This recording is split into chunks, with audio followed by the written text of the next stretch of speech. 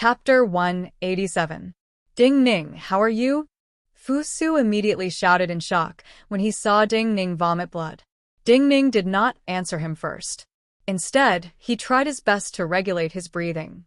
Then, he bent down, grabbed a handful of dry soil, and threw it forward with all his might. The dust spread in the mist in the formation door and then turned to absolute stillness. The tiny grains of dust were wrapped in the mist and turned into lines like the grass and trees below in the formation door. Then they all charged back at Ding Ning. Ding Ning's clothes were covered in mud and water. Mixed with his blood, they looked unusually dirty. Chaotic thicket? Forefather Zhou did not care about Ding Ning's wounds. When the dust became absolutely still in the mist ahead and formed the same chaotic lines as the grass and trees below, he thought of something. Ding Ning was silent for a while. All things in the world had their own energy, but the essence presence of all things flowed inside and could not be wantonly spat out. However, at this moment, when all the plants in the formation door came into contact with the aura that was different from usual, they immediately spat out the aura of origin within them without restraint. This caused the countless plants in the formation door to be like countless arrogant swordsmen. Although their cultivation levels were extremely low, the aura they spat out formed a huge chaotic formation. This was the legendary formation essence of the chaotic thicket. In the dynasty after Emperor Yu, the powerful sword tomb formation essence came from this chaotic thicket. However, this kind of formation essence was hard to understand even for Realm 7 and above, so it had been lost long ago. Even he had never seen it and had not expected it to appear here. How to solve it? Forefather Zhou turned to look at Ding Ning, who did not seem to be deep in thought, and did not move. He sneered. Since you have been attacked by the presence of this formation door and spat out blood, you must have sensed the true essence of this formation door. So, do not tell me you cannot think of a solution. It's impossible to find a solution to the real chaotic growth in a short time. Ding Ning adjusted his breathing and looked calmly at him. He said, but this chaotic growth is maintained by the power of the entire formation. The person who set up this formation back then wanted this formation to exist for countless years, so there is a fatal flaw. Forefather Zhou's eyes immediately burned with feverish flames. What flaw? Ding Ning said calmly, its power comes from the primordial fire of the sun. You don't have the ability to block the primordial fire of the entire formation, but if you want to block the primordial fire of the formation gate, I'm afraid you can do it. Forefather Zhou immediately frowned deeply and said coldly, it is not so simple.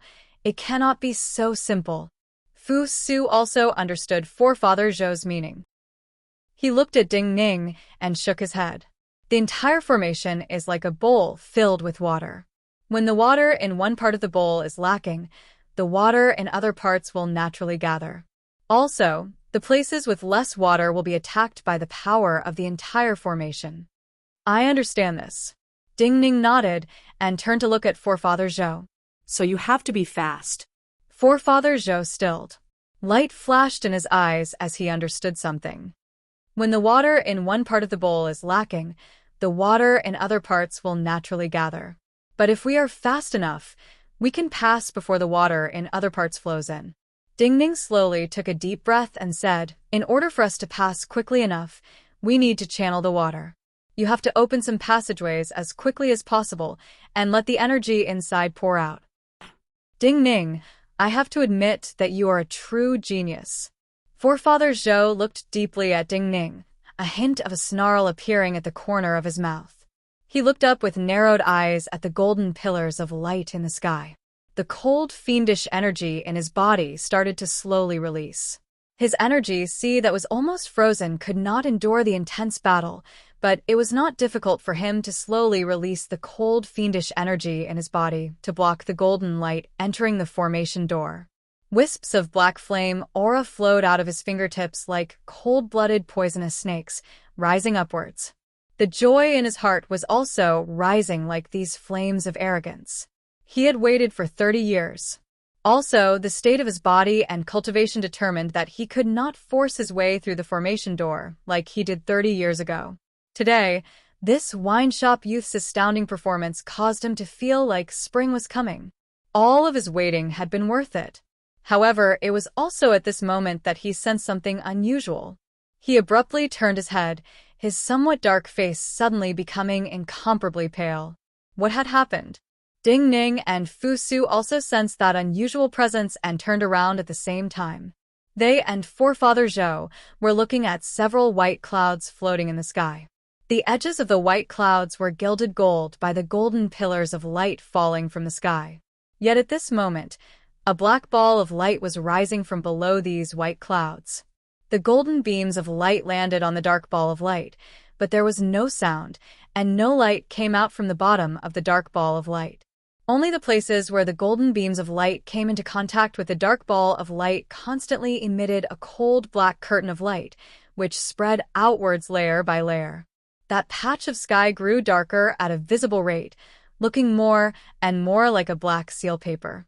This was not like the night, because the night also had starlight and moonlight. This thick black was suffocating. Fu Su finally reacted. He looked at the black sky that almost covered half of the mountain valley.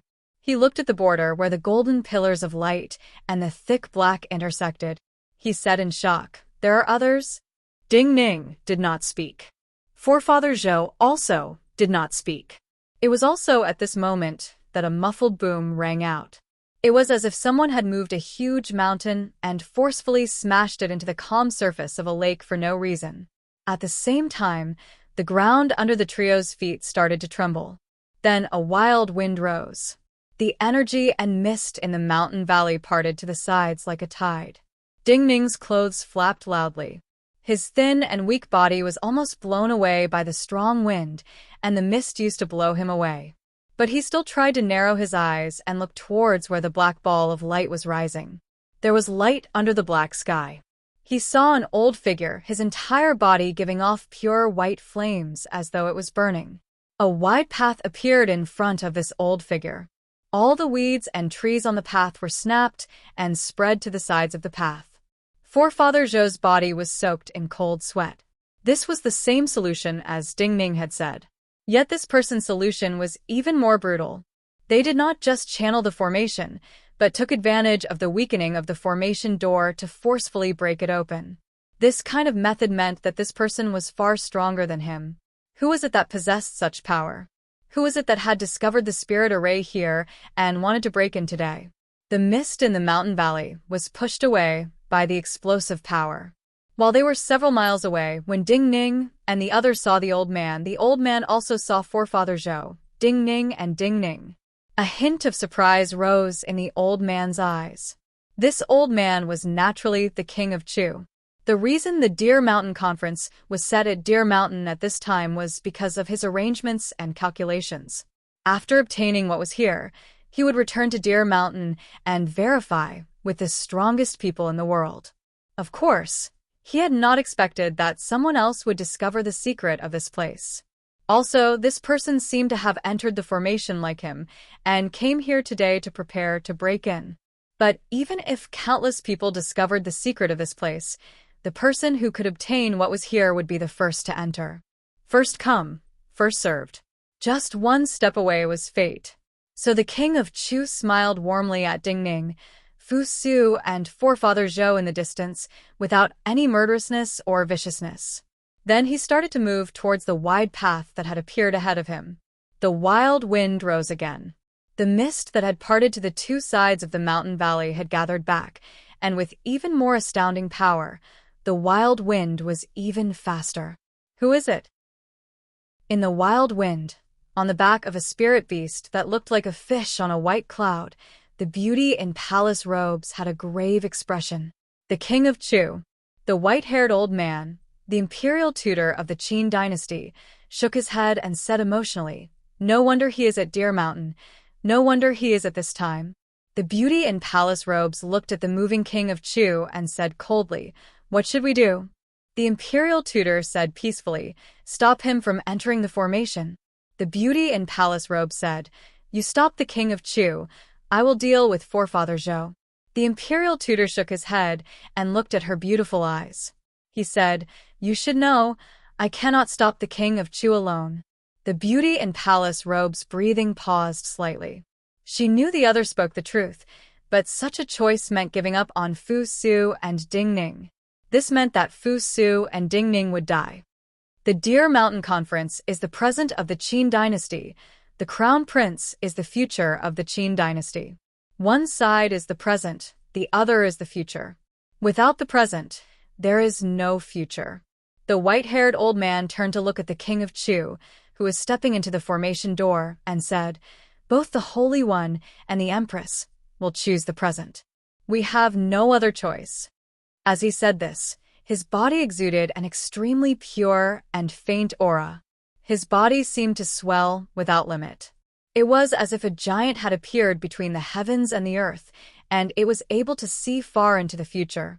Outside the heavens and earth, many stars seemed to have suddenly dimmed.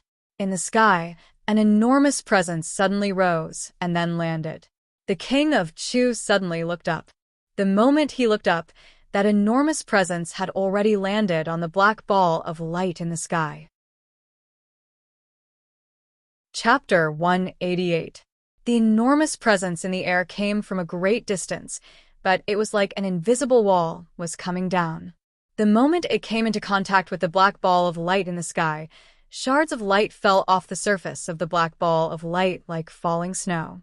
The invisible wall did not have an overwhelming power and disappeared in the air. But the black ball of light split in half, turning into two black curtains of light that quickly swept through the air and spread. An enormous roar sounded like thunder. The King of Chu's expression grew grave. Just from the presence from the distance, he knew who had come. He felt a slight pain in his heart, not only because the result he had been waiting for decades had suddenly changed, but also because of the true burning pain. However, the moment the black ball of light broke apart, a golden pillar of light landed around him. Not only was there a surge of unruly yuan qi gushing out from the wounds of the plants, but the yuan qi was also burning with intense, true fire. Waves of burning vegetation forced their way into a sea of consciousness, as though they wanted to ignite all the meridians in his body. Without any hesitation, his advancing figure paused, and then he retreated. At the same time, a pure wave of vital energy shot into his left palm at a speed ordinary cultivators could not imagine, and entered the string of jade beads on his wrist.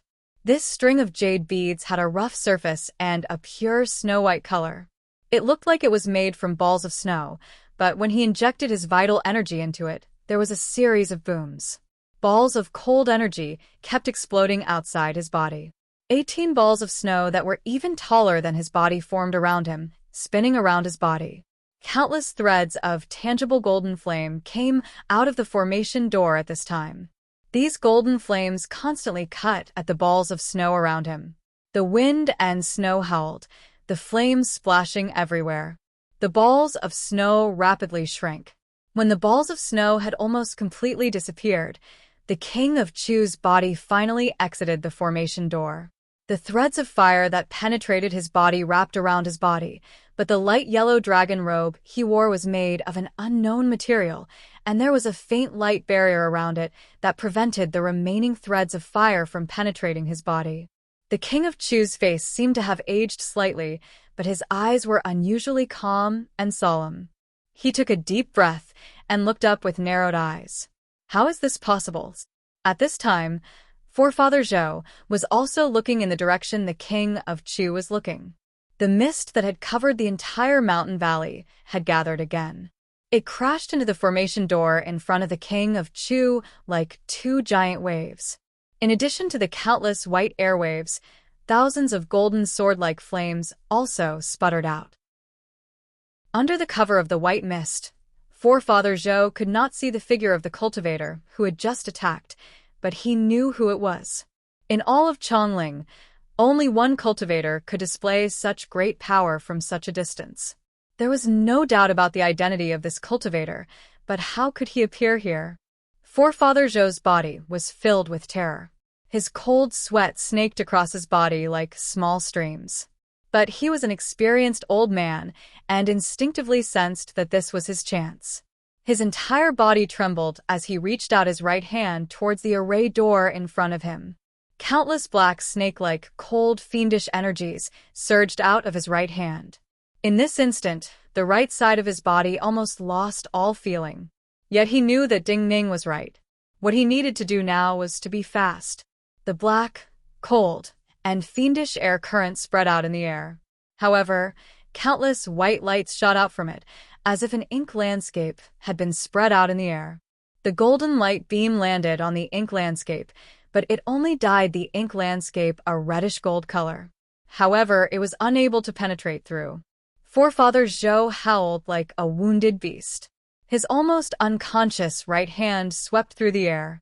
Following a few soft sizzling noises, several white sword energies pierced into the formation in front of them, sticking close to the ground.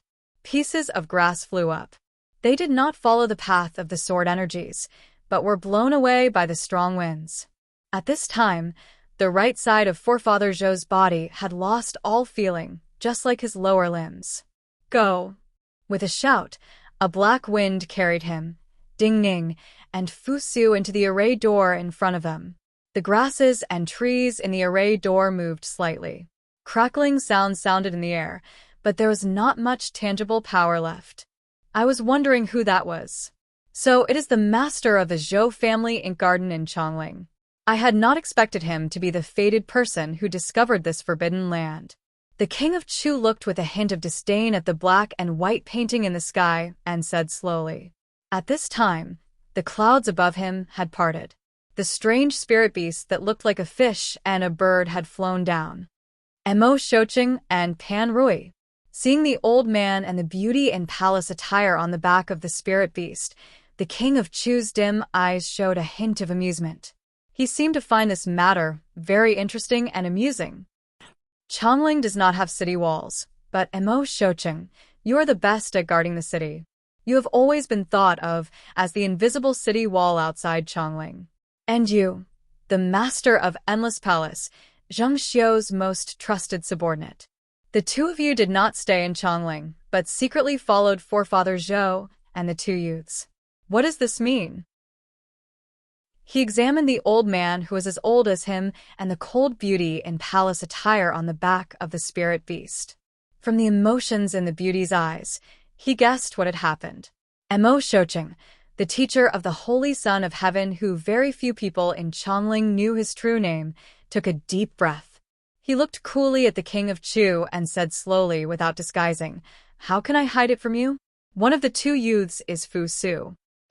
So Forefather Zhou did not know, and took the two youths to use them. You followed, but did not expect there to be such a forbidden land here, and did not expect to encounter me here. The king of Chu's gaze grew faint, and only the light of wisdom flashed in his dim eyes.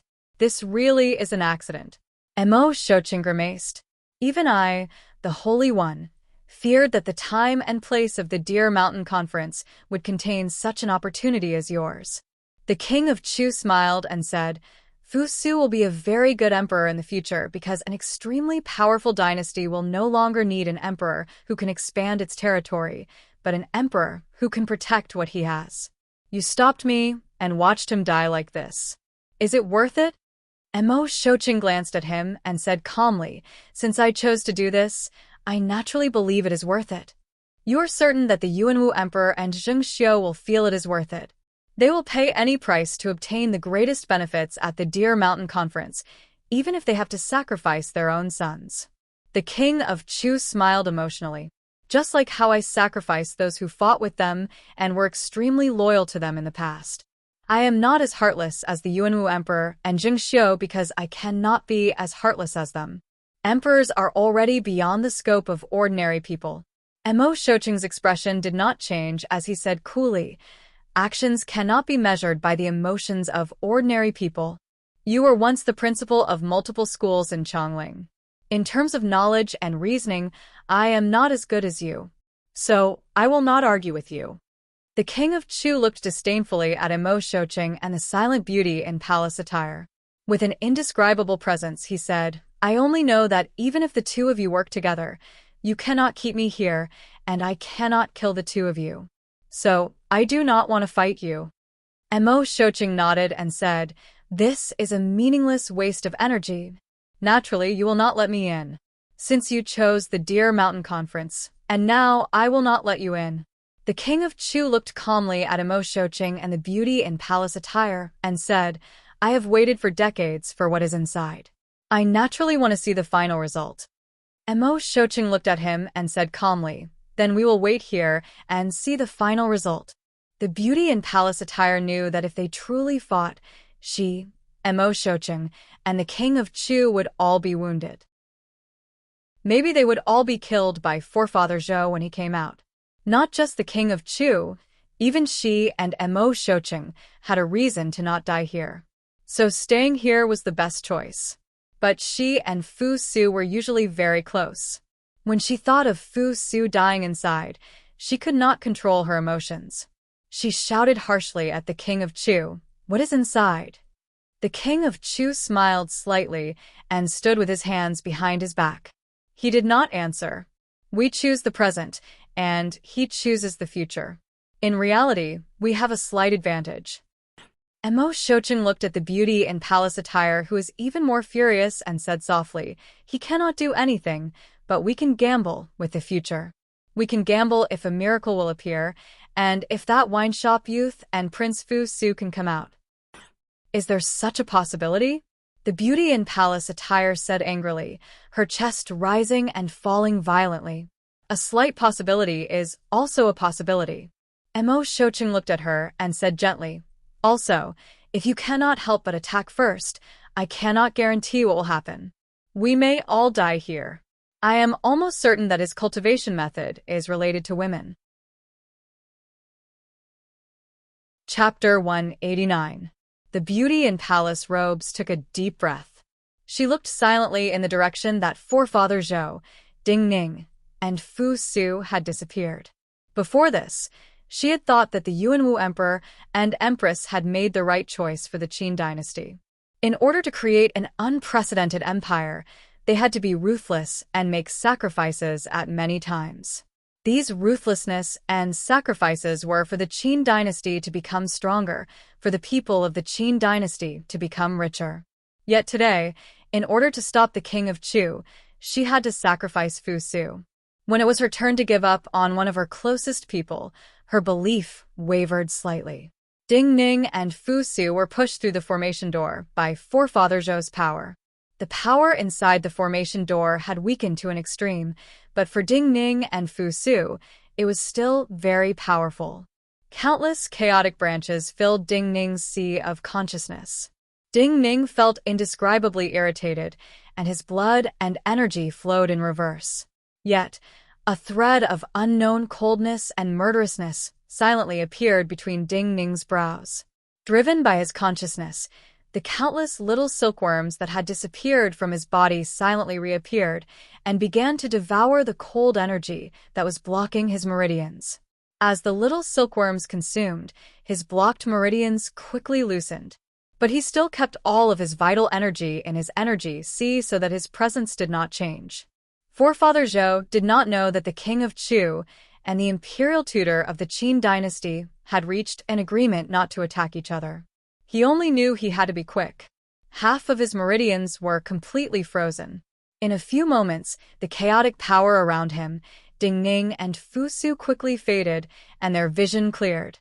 They had passed through the formation door. What he should worry about the most right now was his own safety. As the most important imperial son of the Yuanwu Emperor and Empress, Fu Su naturally knew that the Qin dynasty had invested in him something that countless cultivators dreamed of. He knew what the consequences would be if he died here. Yet, after passing through the formation door and seeing the scenery in front of him, Fu Su temporarily forgot about his own safety. His attention was completely attracted by the setup of the ancient cultivators. The valley that appeared in front of him was like a dry river valley.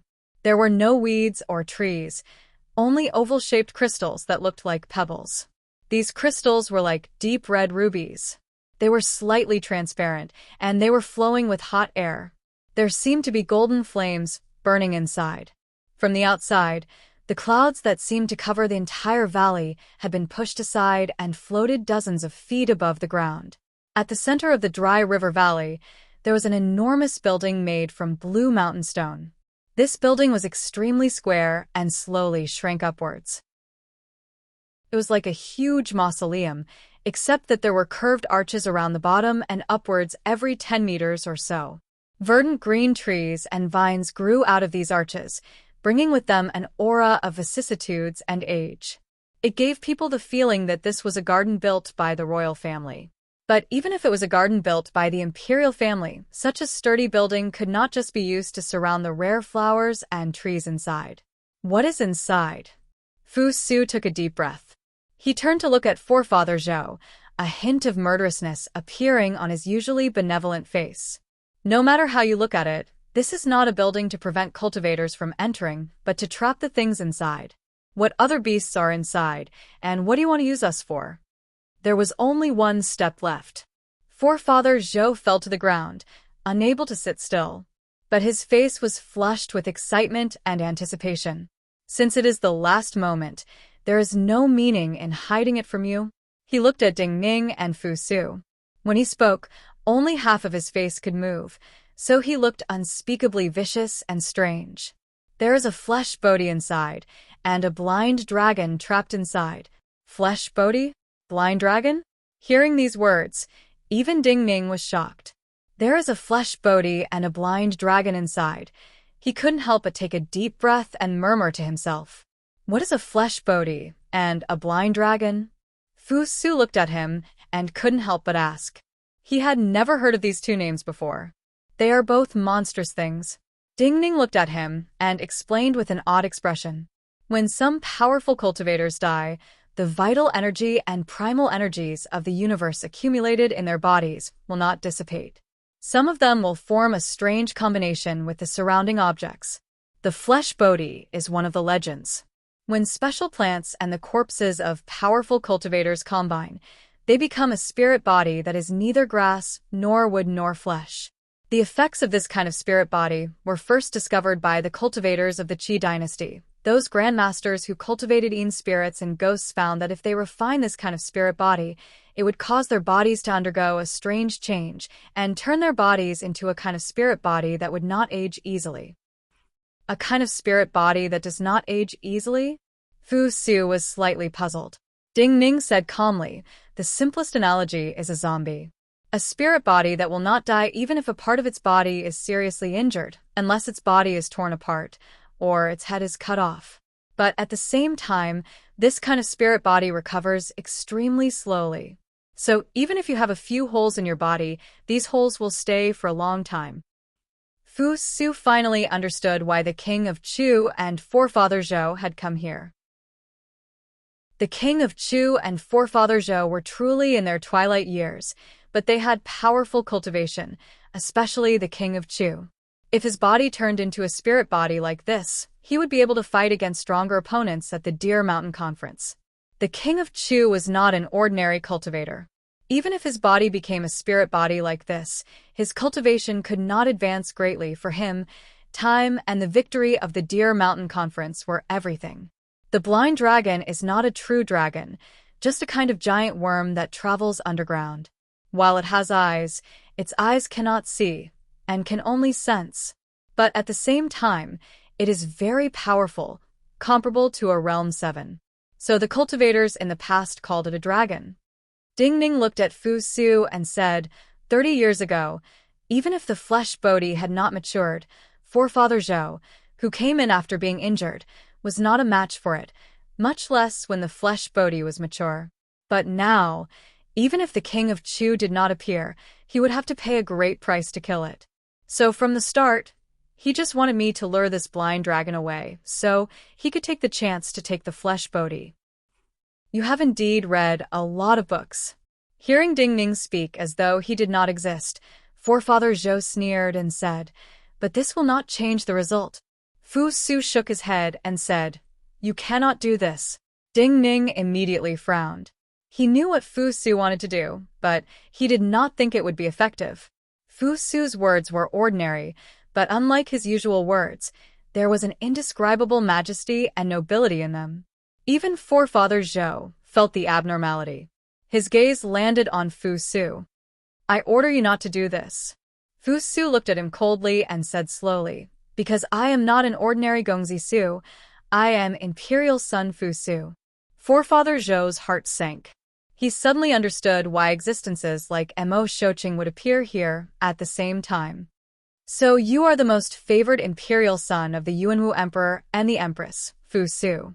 An indescribable emotion filled Forefather Zhou's heart. He inexplicably snarled. You order me to do this? Fu Su had the air of royalty.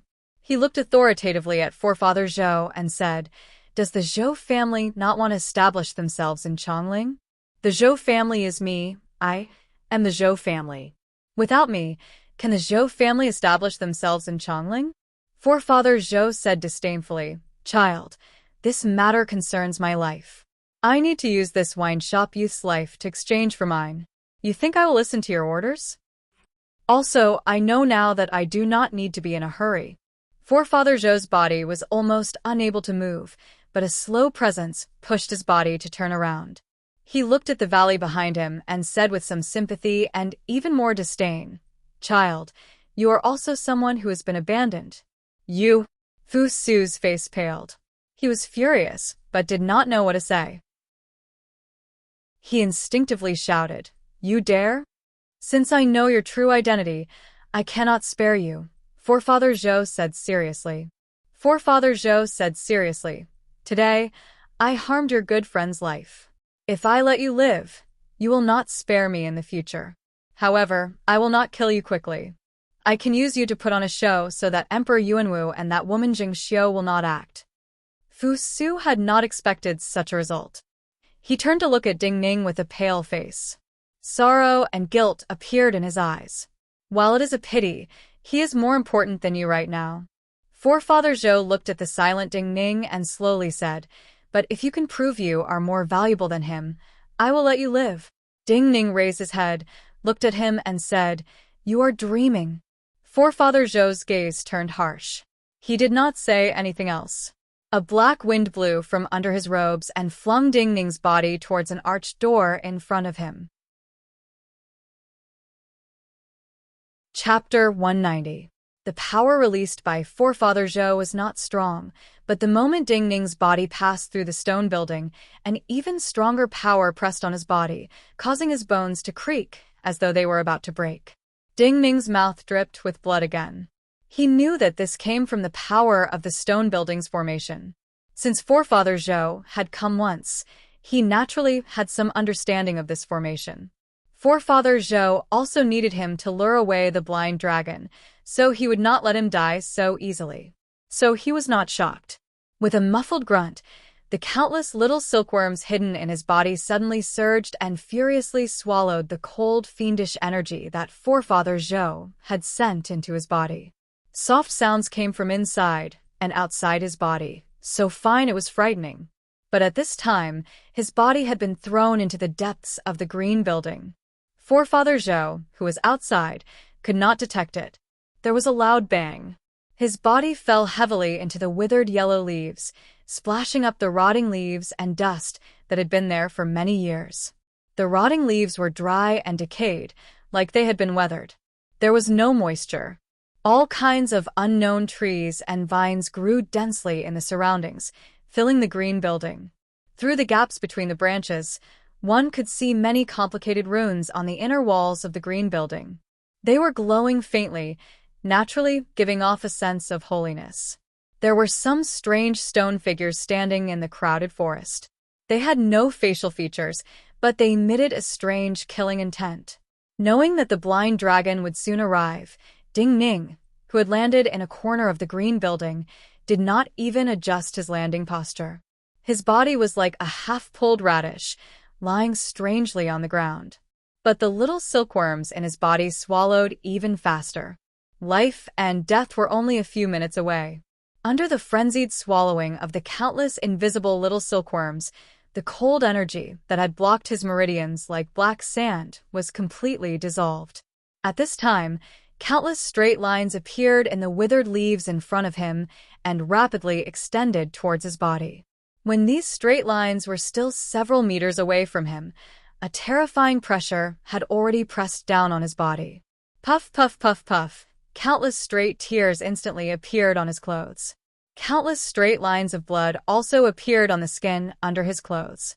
In the next moment, his body seemed to split into countless pieces along these lines of blood. With Ding Ning's present cultivation, he could not match this kind of power. But his expression was still extremely calm. The countless little silkworms in his body disappeared at an unimaginable speed. The moment these little silkworms disappeared, his breathing and heartbeat completely stopped. The energy, blood, and flowing presence in his body seemed to have been sucked dry by these little silkworms. His skin had no warmth. He was clearly alive, but he was like a corpse that had been dead for a long time. The presence extending towards his body paused in puzzlement. It was just a pause, but the slight vibration caused by it caused all the withered leaves and vines in the surroundings to shatter into incomparably fine powder. In front of him, a ball of green, yellow, and gray mist appeared.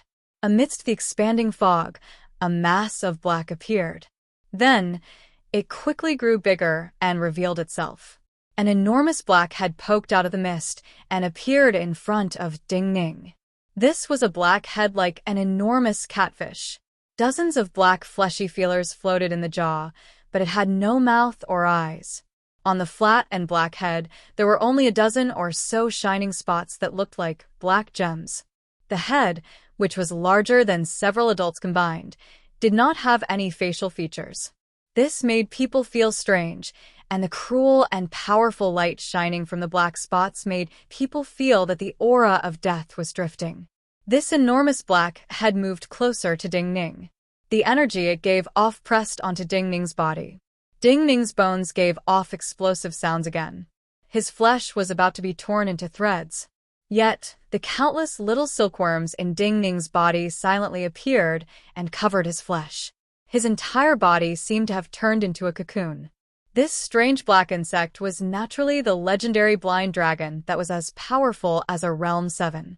It could not see, but its perception of presence was dozens of times greater than ordinary cultivators. At this time, the dozen or so black gem-like spots on its head flashed violently, showing that it was truly puzzled. A fleshy feeler floated in front of Ding Ning's chest. The clothing in front of Ding Ning's chest turned to powder. A black crack appeared in his chest.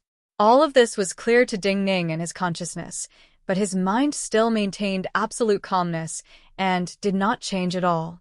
The blind dragon's head moved back slightly. It paused for a few breaths, shook its head slightly, and circled Ding Ning's body a few more times. Then it slowly retreated, disappearing into the dust that had not yet dissipated. Sensing the blind dragon's retreat, Ding Ning did not feel any joy. He could not stay here forever in this state. If any presence leaked from his body, this retreating blind dragon would turn back. Also, with the intelligence of this powerful beast, it would realize that it had been fooled by him. There was no chance of using the 9-death silkworm to trick the blind dragon. Ding Ning still believed he had a chance of survival.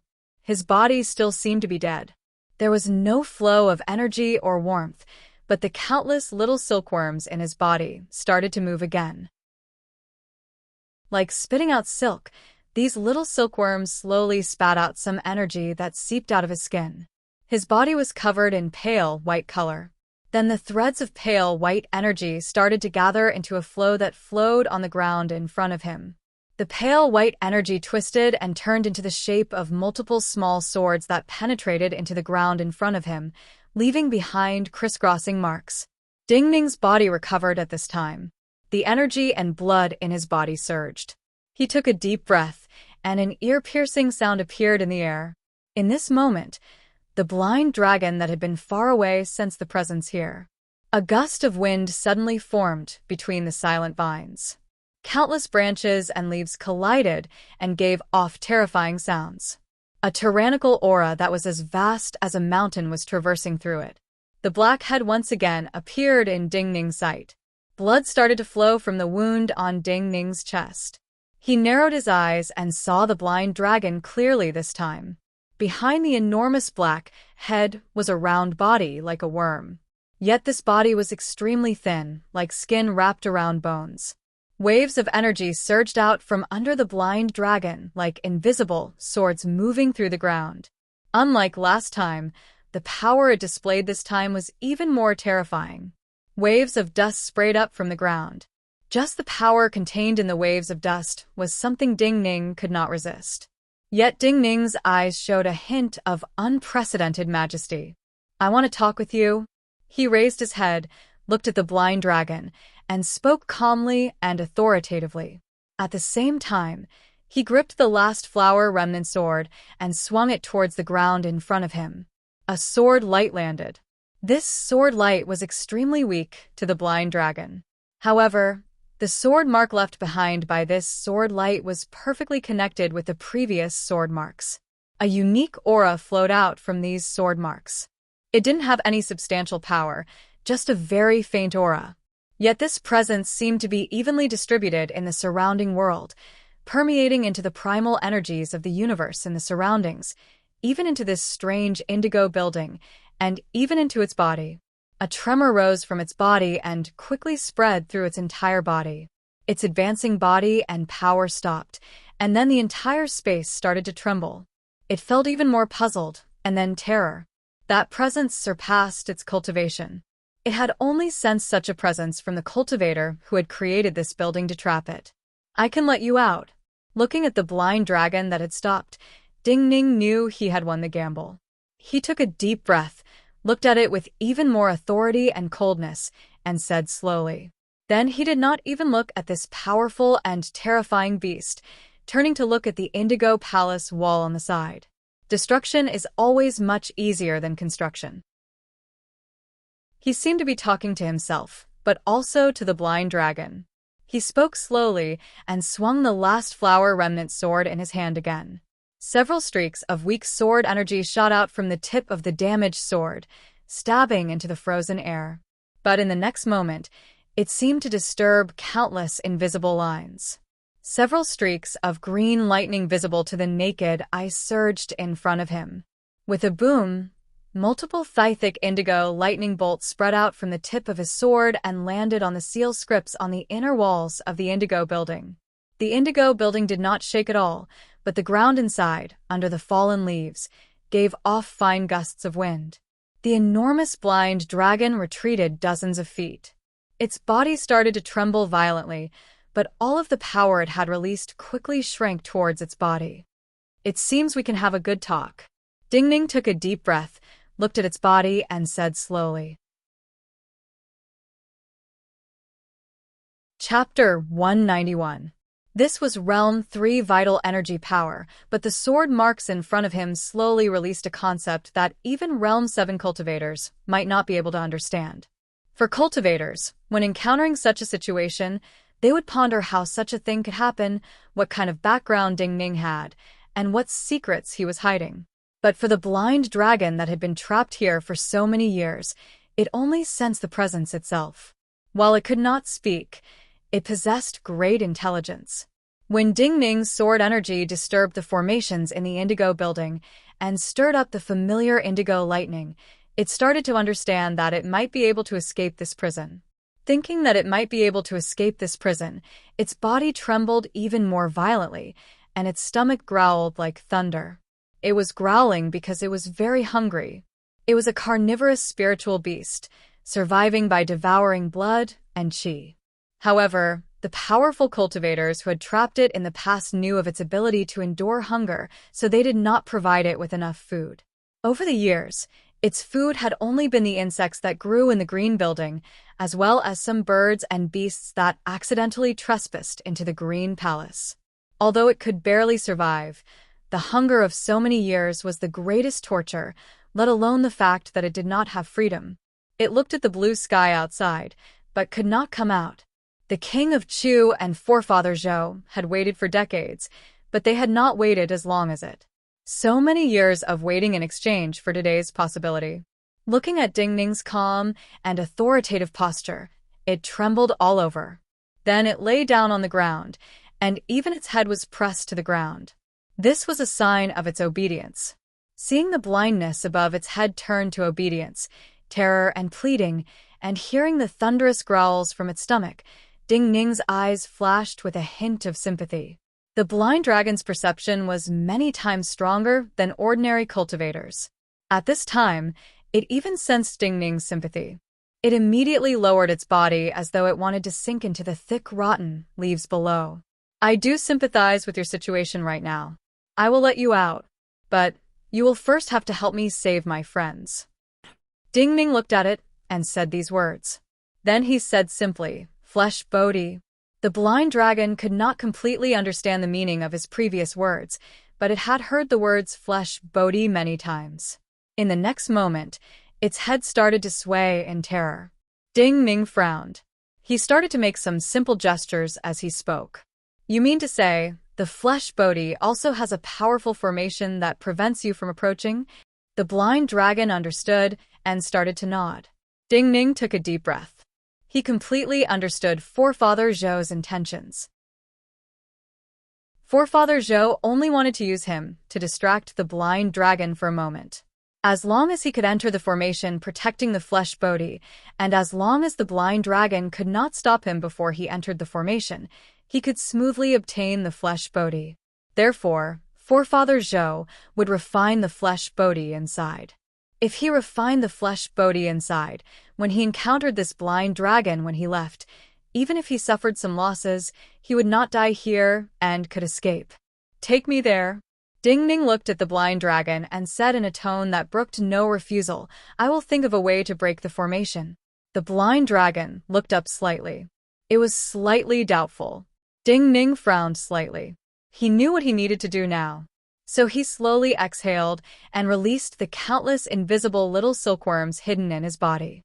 The invisible little silkworms covered his body and started to consume the primal energies of the universe in the surroundings and any kind of primal energies of the universe. Rustling sounds appeared in the air. In the blind dragon's mind, it was a completely different scene. It seemed to see an enormous being at the top of the food chain, an enormous being that could consume anything. This kind of presence was the same as the state shown by the sword marks, enough to make it tremble. It no longer hesitated and turned around. Its enormous body quickly moved through the dense forest and immediately opened a circular path in front of Ding Ning. Ding Ning followed closely behind. After a few dozen breaths, the blind dragon stopped. The trees and vines in front of the blind dragon were no different from the rest of the green building, but there was a clear green line in front of it. Among the withered leaves, there were many green crystals peeking out. The green flames emitted by these green crystals merged into one, like a wave of blue waves. Ding Ning's brow furrowed deeply again. He closed his eyes. Countless invisible little silkworms surged out of his body and slowly released the primal energies of the universe they had consumed. This kind of presence terrified the blind dragon, and it crouched on the ground again. As the invisible threads spat out by the little silkworms spread through the air, some clear lines appeared in Ding Ning's mind. Cold winds howled, and snow and frost danced in the air appeared in his mind. In such a frosty picture, countless green crystal dust was spreading, as if countless ghosts were waiting for fresh flesh and blood to be served. Starting now, we must trust each other. Ding Ning opened his eyes and said calmly and seriously to the blind dragon. Then he reached out, like he was touching a friend, and put his hand on the blind dragon's head. The blind dragon's body stiffened slightly. Terrifying energy rose around its body. The air crackled, and energy rushed up from the ground. But Ding Ning's hand did not hesitate or shrink back, and still landed on it. The moment his hand made contact with the blind dragon's body, the terrifying energy disappeared. The blind dragon's body was still stiff, but the black gem-like eyes flashed with even more strange flames. I will definitely let you leave this cage. Ding Ning pulled back his hand, and then solemnly repeated. Then he said, I want to break this formation, but I do not have enough power. I need you to trust me, and use some of your power to help me break this formation. The blind dragon still looked stiffly at him, as though it did not understand. Ding Ning glanced at it, and then swung his sword. The last flower remnant sword in his hand left behind a sword mark on the ground next to him. Then a wave of vital energy shot out of his left hand, and entered the sword mark. Then he pointed at the sword mark and said to the blind dragon, "Me." Then he sent another wave of vital energy into the sword mark and said, "You." The blind dragon froze for many breaths. Suddenly its body moved. It nodded. A beautiful smile appeared on Ding Ning's face. But he was still not in a hurry to act. He used the remnant sword to draw two figures on the ground. One was Forefather Zhou's figure, the other was Fu Su's enemy. He pointed at Forefather Zhou's figure and said, "Friend." Then he pointed at Fu Su's figure and said. The blind dragon hesitated for a moment. Then it understood his meaning and nodded. Ding Ning looked up, but then he seemed to think of something. He bent down and drew a round figure on the ground. This was the outline of the blind dragon. Then he pointed at this figure and said to the blind dragon, "Friend." These two simple words contained endless information for the blind dragon. A strange sound came from its body, and the light in its blind eyes kept flashing. It was trying its best to sense. Ding Ning looked calmly at it. It seemed to be infected by Ding Ning's calmness, and the presence around it calmed down. Ding Ning did not say anything else. He took several steps forward and stood in front of it in front of the green lines. This action caused the blind dragon's body to tremble again. It involuntarily nodded. Ding Ning swung his sword at this time. The last flower remnant sword in his hand split apart like a flower blooming. Countless sword energies shot out with the sword threads, creating countless fine paths in the air in front of him. Boom. The calm air in front of him suddenly surged with an astonishing chill.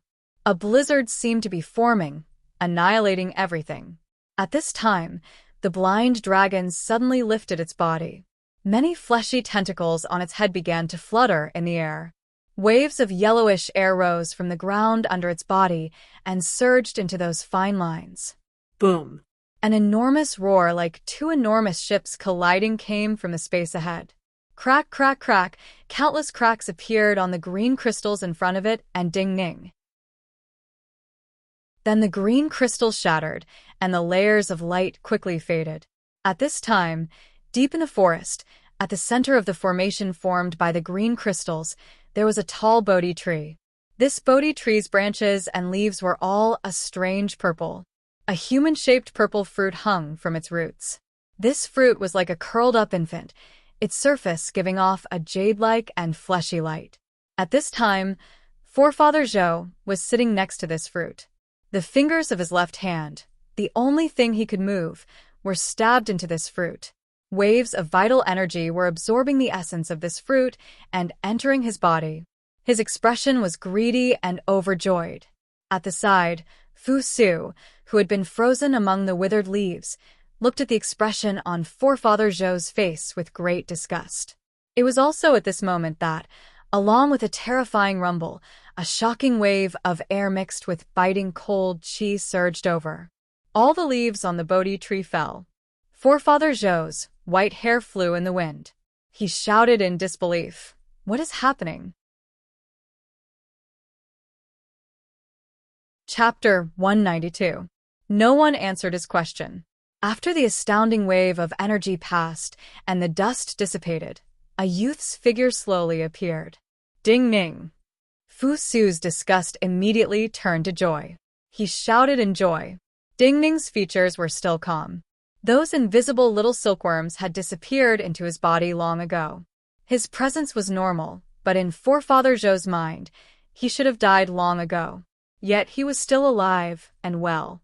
Just from this, Ding Ning's figure was like a true ghost, and Forefather Zhou felt terror from the bottom of his heart. With a crack, almost instinctively, a black sword light appeared in front of Forefather Zhou. Then it sped up and charged towards Ding Ning's body.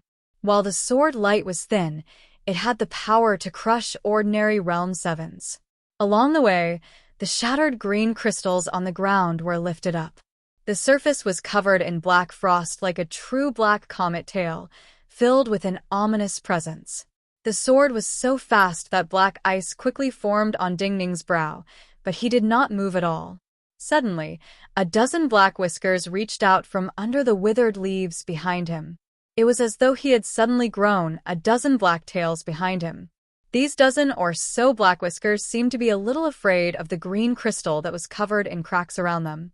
Their movements were a little sluggish and cowering, but the yuan qi that was emitted from them was extremely powerful. Pew pew pew pew, a string of cracks sounded in front of Ding Ning. More than a dozen straight lines appeared on the ground in front of him. More than a dozen earthen yellow waves of energy surged out, easily shattering the oncoming black comet tail.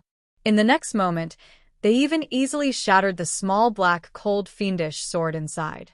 Forefather Zhou's body convulsed in pain. He saw that behind the dozen black beards, a black head the size of a small hill was rising up from behind Ding Ning. That was undoubtedly the blind dragon he had seen before, the one that had been trapped here. But how could something like this happen? How is it possible? It has been starving for so many years. How can it not eat you and fight for you? Forefather Zhou couldn't help but shout. Compared to freedom, hunger is only secondary. Ding Ning thought, but he felt there was no need to explain. So he only looked coldly at Forefather Zhou and maintained his silence. Ding Ning's silence chilled Forefather Zhou's heart even more. He suddenly realized that Ding Ning's gaze was slightly familiar. He suddenly thought of the scene where he had been cut in the stomach and fled in tears. In addition, the medicinal power of the flesh bodhi that he had absorbed into his body had a reaction with his body. An immense pain rushed into his mind, causing him to howl in agony. Ding Ning moved at this moment. His body suddenly accelerated as he charged towards Fu Su. Forefather Zhou started to see illusions. He felt his body sink. The people he had once killed appeared under him. They reached out, grabbed his almost unconscious body, and pulled him into hell. Even if I am going to hell, you will accompany me? He gave a shrill scream and flew backwards. The remaining fiendish swords in his meridians all came out of his body and shot towards Ding Ning and Fu Su. With Forefather Zhou's cultivation and the condensed star fiendish energy, even if it was just one strand, not to mention Ding Ning's present cultivation, even Xue Wangxiu might not be able to stop it. But looking at these fiendish swords, Ding Ning's eyes were filled with disdain. Many times, a person's fate did not depend on luck, but on their own personality and choice. In the past, Forefather Zhou had tried to force people to submit by torturing women and children. That was why he had been cut in the stomach. Today, if Forefather Zhou just wanted to flee, the blind dragon might not have chased. But now, he wanted to kill Ding Ning, and the blind dragon would fight with all its power. The blind dragon needed to rely on Ding Ning to escape this cage. The top of the indigo building suddenly started to shake. This kind of shaking was because it felt the terrifying presence vibrations around the blind dragon. The blind dragon's body crashed to the ground like an enormous hammer. That tall purple Bodhi tree suddenly cracked. At the same time, pieces of earth floated up from the ground. These pieces of earth did not contain great power and did not directly attack Forefather Zhou's body. They only concealed the blind dragon's energy vibrations. At the same time, the dozen black gem-like eyes on the blind dragons had shot out deep yellow rays of light. These deep yellow rays of light gathered into one and swept towards the fiendish swords and Forefather Zhou's body. The beam of light and the black condensed sword collided. Suddenly, countless tiny rays of light bloomed in the air. In the next moment, the black condensed sword completely shattered, shattering into countless tiny fragments that exploded like black stars. There was a terrifying explosion. The black flames and the deep yellow rays of light wove together and formed an enormous vermilion ball of light in the air. Ding Ning had already charged to Fu Su's side. Feeling the terrifying impact in the air, he immediately frowned and used the last flower remnant sword to form a sword seal in front of him. A muffled grunt came from his mouth. That powerful impact directly crushed the power of the sword seal he had used and sent him and Fu Su flying. Bloody foam seeped out of the corner of Ding Ning's mouth, but his gaze was still extremely calm. Without Fu Su noticing, his elbow hit Fu Su's chest. Fu Su's qi and blood had been vibrating nonstop, and his eyes were filled with golden light. When Ding Ning collided with him, he felt his chest tighten and immediately lost consciousness and fainted.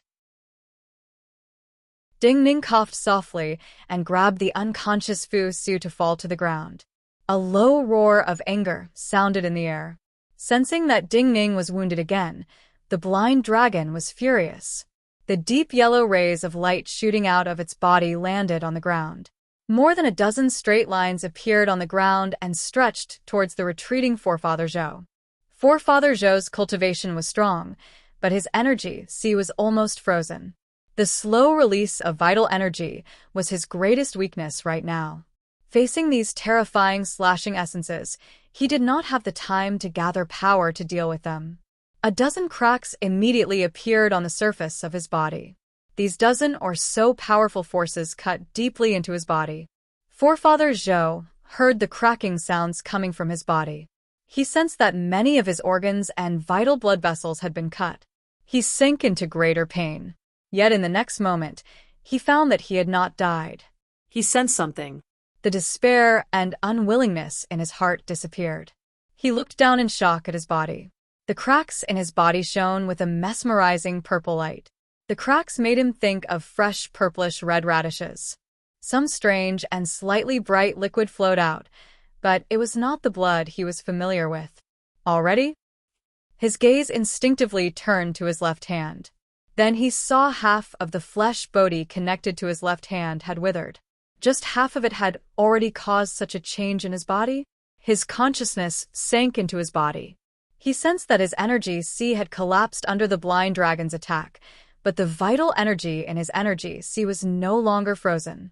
Pew pew pew pew, with just a thought, countless vital essence and the collapsed heaven and earth yuan qi gushed out of the cracks in his body, and even his body was thrown high into the air by the recoil. Under the attack of these vital energy and primal energies of the universe, the cracks in his body seemed to grow larger. Yet, a mad smile appeared on his face. He felt a sense of smoothness and power he had not felt in a long time. These cracks in his body seemed to be new energy channels that his body had opened. One step into hell, one step into immortality. Forefather Zhou laughed maniacally as his gaze landed on Ding Ning. Who would have thought such a thing would happen? Since I am not dead, then the one to die is you. He looked at Ding Ning and said. Ding Ning looked up. A hint of strangeness appeared on his calm face. Then he gave a low shout to the blind dragon beside him and attacked again. Fine flowers bloomed on the last flower remnant sword. In the next moment, the sword turned into countless threads and created countless fine paths. The blind dragon reacted. Its fleshy feelers danced again. Waves of energy flooded out of its body and into those paths. All of the seal scripts on the interior walls of the indigo building suddenly shone with blinding light. Countless indigo bolts of lightning immediately covered the ceiling and started to flow. Forefather Zhou, who had survived the calamity and whose body had undergone astounding changes, was at his proudest moment. Yet when he saw such terrifying lightning and saw that his body was illuminated indigo by the indigo lightning, his eyes filled with terror and he screamed again. No! There was a loud rumble. The indigo lightning fell like a curtain. Ding Ning frowned deeply as he flew in front of the blind dragon. The pillars of indigo lightning were less than a foot in front of him. No lightning fell from the side where he and the blind dragon were. The two sides formed completely different worlds. Multiple pieces of debris flew out of the lightning. One of them had an alluring purple color. It was the half-withered flesh body. At the same time, the runes in the entire green building also emitted cracking sounds, and countless dust fell down like snow. The blind dragon, almost out of power, sensed something and suddenly looked up. A piece of indigo rock fell down.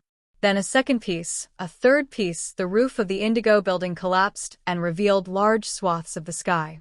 You can also die. Yet at this time, an unusually shrill howl came from the lightning. Forefather Zhou charged out of it. His body was damaged to an unimaginable degree. His limbs were broken, and his body was riddled with holes by the lightning bolts. Yet he was not dead yet. He seemed to have strength of unknown origin. As he howled, his damaged body and half an arm stabbed towards Ding Ning's chest. Chapter 193. The remaining half of Forefather Zhou's arm moved with the sword. The last bit of vital energy in Forefather Zhou's body shot out from between his broken meridians and bones. It cut through the surrounding air and created ripples of whirlpools. His power was not even a tenth of his usual power, but it was still far above Realm 3. The blind dragon sensed the presence of Forefather Zhou's attack. It sensed the true and warm sunlight falling from the top of the shattered blue cage and hesitated. In this situation, it felt that if it helped Ding Ning stop Forefather Zhou, it would be seriously injured. The cage was broken.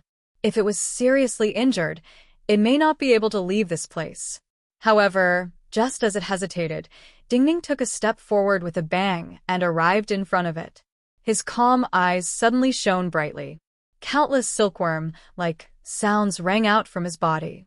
Countless strands of fresh aura seeped out from his flesh and blood at an unimaginable speed. They gathered in his meridians and rushed to every part of his body. His flesh, bones, the marrow rivered deep in his bones, and even his hair started to tremble inexplicably and gave off a strange and powerful presence. The blind dragon sensed Ding Ning's figure in front of it. It immediately felt ashamed. In the next moment, it sensed the presence emanating from Ding Ning's body and felt deep reverence. Forefather Zhou heard the soft sounds coming from Ding Ning's body. His remnant body suddenly shook.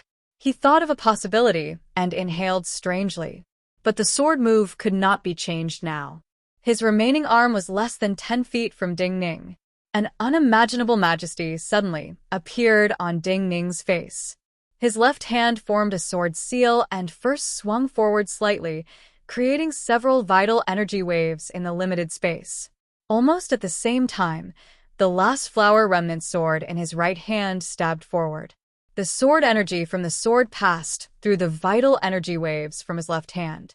The waves of sword energy started to spin and quickly absorbed the primal energies of the universe in the surroundings. Pure white lotus flowers formed in the space several feet in front of Ding Ning. This was an unimaginable scene.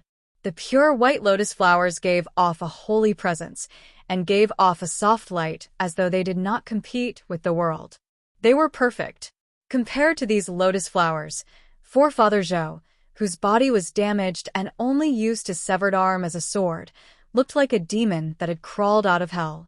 Seeing this lotus flower, Forefather Zhou, who was like a devil, seemed to see a ghost. There was a muffled sound. The lotus flowers in front of Ding Ning scattered. He shouted softly, his left hand gripping the sword hilt.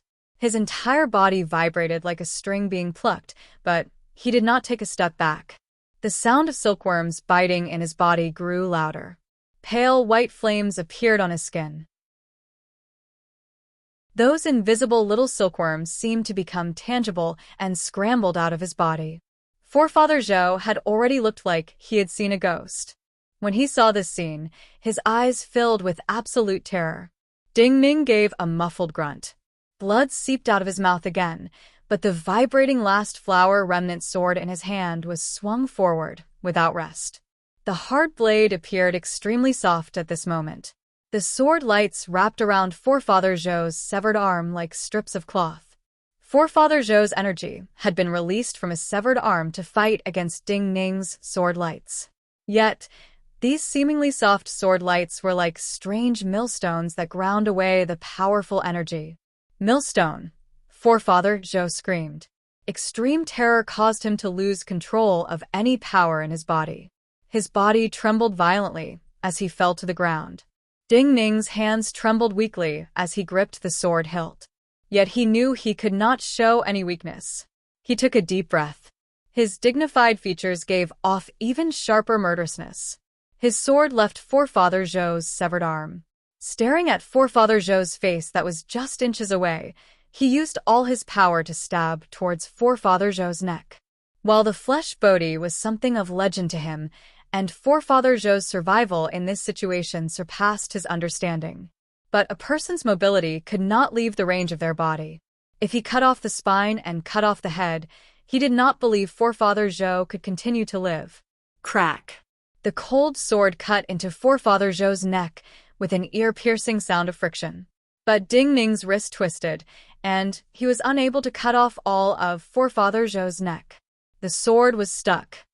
"Your bones are really hard," Ding Ning sneered. He put more strength into his hands, and the sword cut through Forefather Zhou's spine like a saw. Forefather Zhou's body suddenly convulsed. He wanted to grab the sword that was deeply embedded in his neck, but he had no hands at this time. His body twisted in pain on the ground like a worm that had been nailed to the ground. 9 Death Silkworm. Forefather Zhou gave up struggling after a few breaths. He looked dazedly at Ding Ning's face and squeezed out 3 words. Ding Ning sensed that all of the power in Forefather Zhou's body had truly dissipated. He coughed softly and relaxed slightly. But he still used the sword to cut Forefather Zhou's bones and did not respond. "You are actually his successor?" Forefather Zhou murmured to himself. He left behind an heir.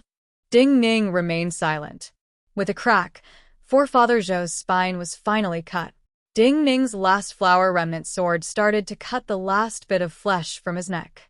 Looking at Ding Ning's cold gaze, the moment his head was cut off, Forefather Zhou thought of the authoritative presence that flowed from Ding Ning just now, and the multiple different sword essences just now. He suddenly found something was wrong. Even if you are his heir, you cannot know Jingxiu's pure white lotus you. An even greater shock suddenly surged through his body. This shock was even greater than the impending death. "You are right," Ding Ning spoke and put away his sword. Forefather Zhou's voice was cut off. His head rolled forward along the uneven ground. Forefather Zhou, who should have died before the Yuanwu Emperor ascended the throne, finally died. Ding Ning coughed softly and coughed up some blood clots. He sat down dejectedly. Looking at Forefather Zhou's corpse, he did not feel much joy. Even if this was an enemy, the death of this person meant that another person from that era had disappeared. "You can leave." Ding Ning tiredly turned his head and looked at the blind dragon. He pointed at Forefather Zhou's corpse and then started to gesture. "The formation here has been destroyed. You can leave. But before you leave, help me take care of his corpse. Also, there are some people outside the valley that you cannot defeat, but your perception should be stronger than theirs.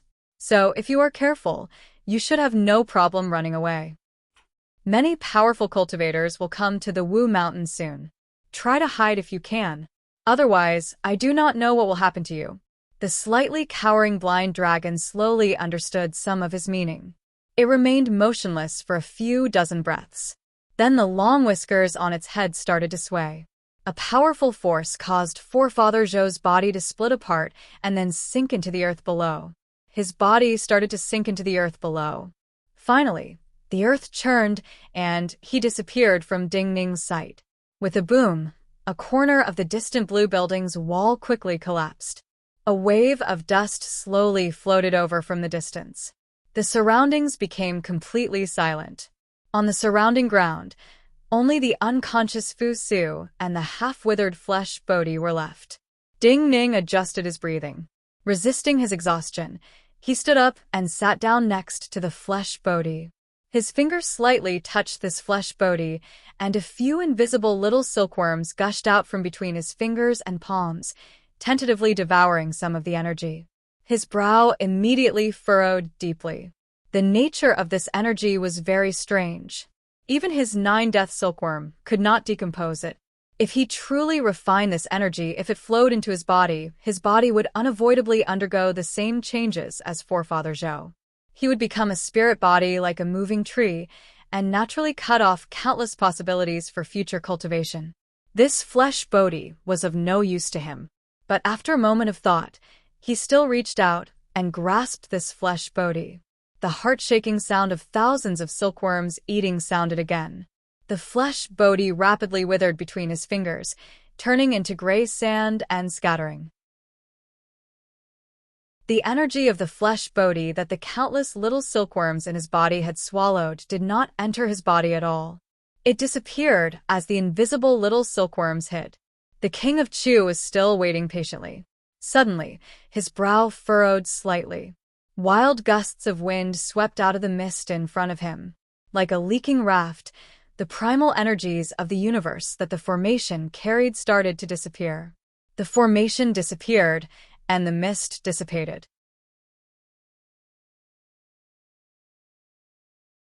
Chapter 194. Emo Shocheng's eyes shone with an unusual light. He was the wisest old man in Chongling. He knew that forefather Zhou did not have the power to destroy a formation like this. Then the change at this moment was an accident. The mist dissipated faster and faster. It didn't just scatter upwards and in all directions, the moisture even seeped into the ground below.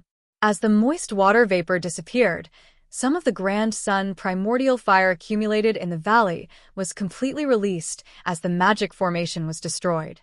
All the messy branches and vegetation started to burn fiercely. The entire mountain valley was filled with golden flames like sunflowers blooming. A green building appeared in their line of sight in the middle of the burning valley. The King of Chu's brow furrowed even deeper.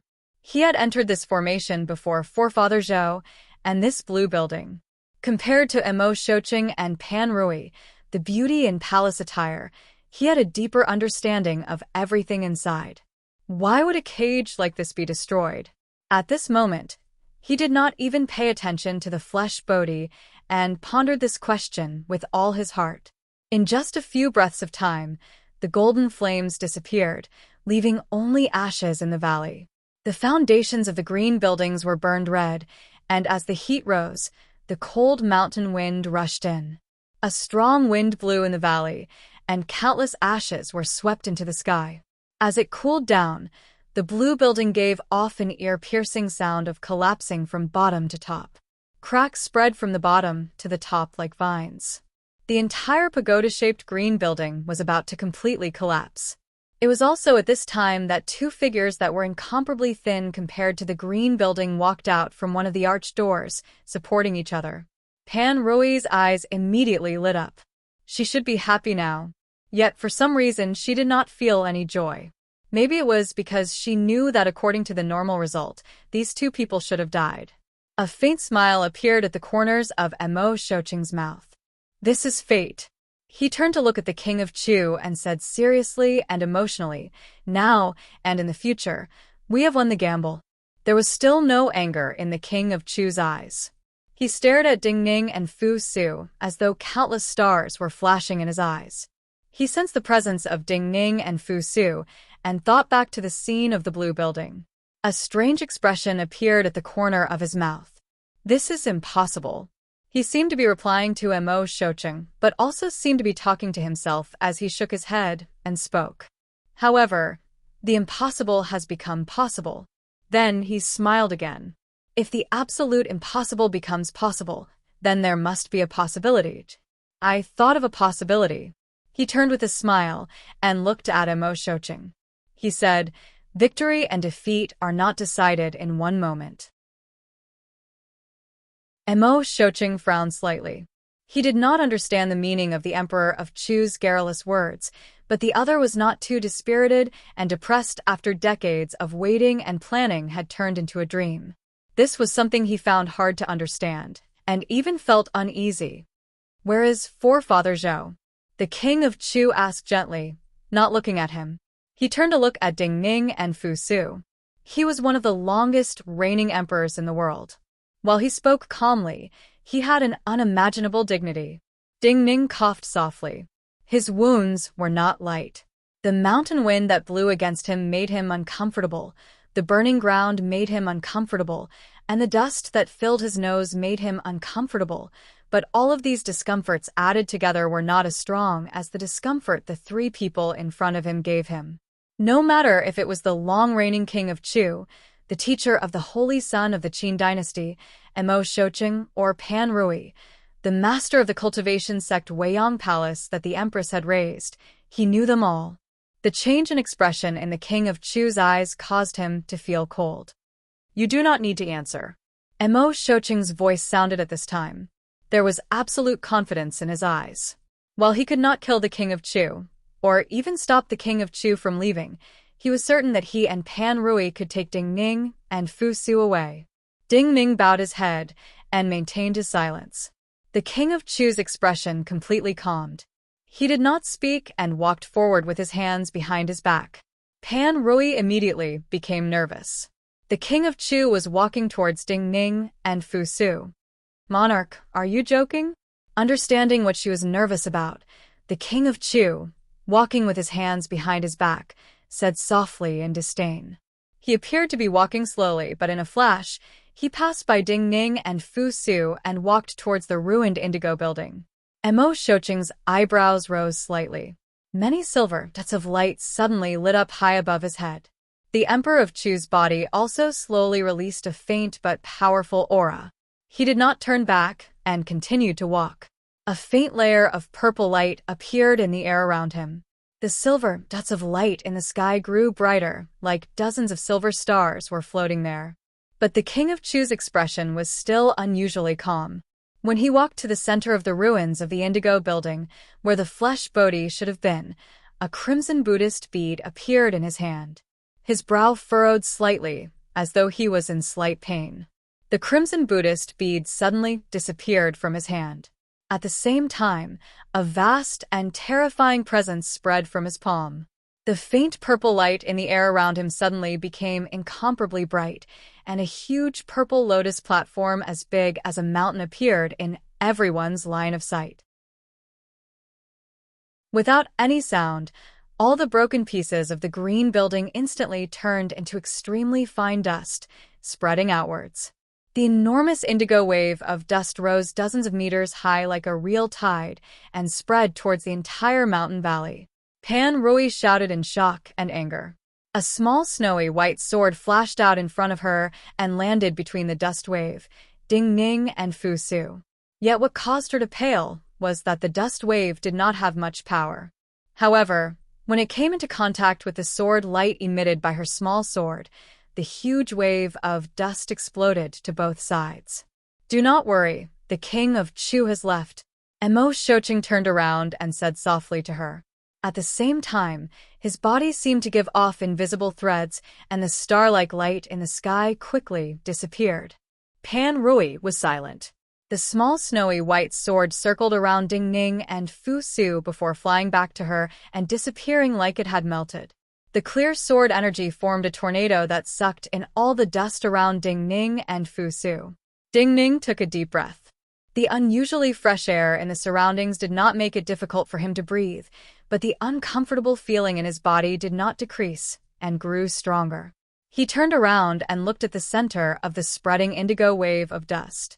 When the king of Chu had left, the power that had destroyed all the remnants of the indigo building had been astounding. All the dust had spread out from the center, so the center was the first to become clear.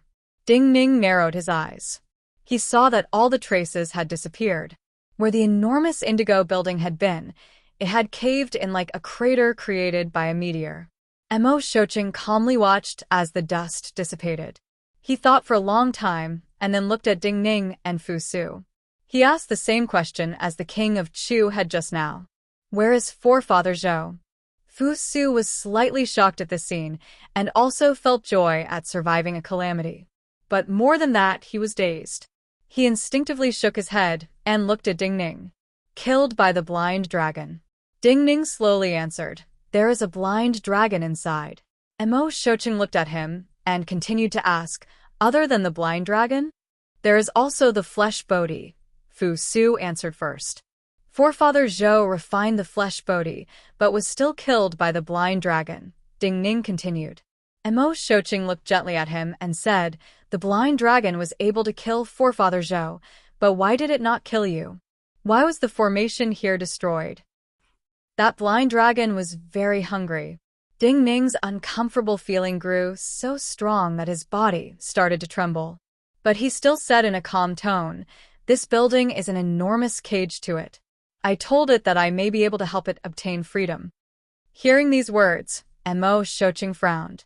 Even Pan Rui said in disbelief, "How is it possible? How can a hungry blind dragon listen to you?"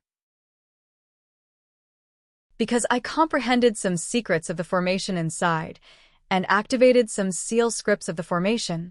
Ding Ning coughed softly and looked at her. He said, "It chose to believe me." Mo Shouqing looked at him and asked, I want to know the details of Forefather Zhou's death. Ding Ning took a deep breath and slowly exhaled. Then he shook his head and said, I do not know. Before Forefather Zhou was killed, Gongzi Su and I were knocked unconscious by his power.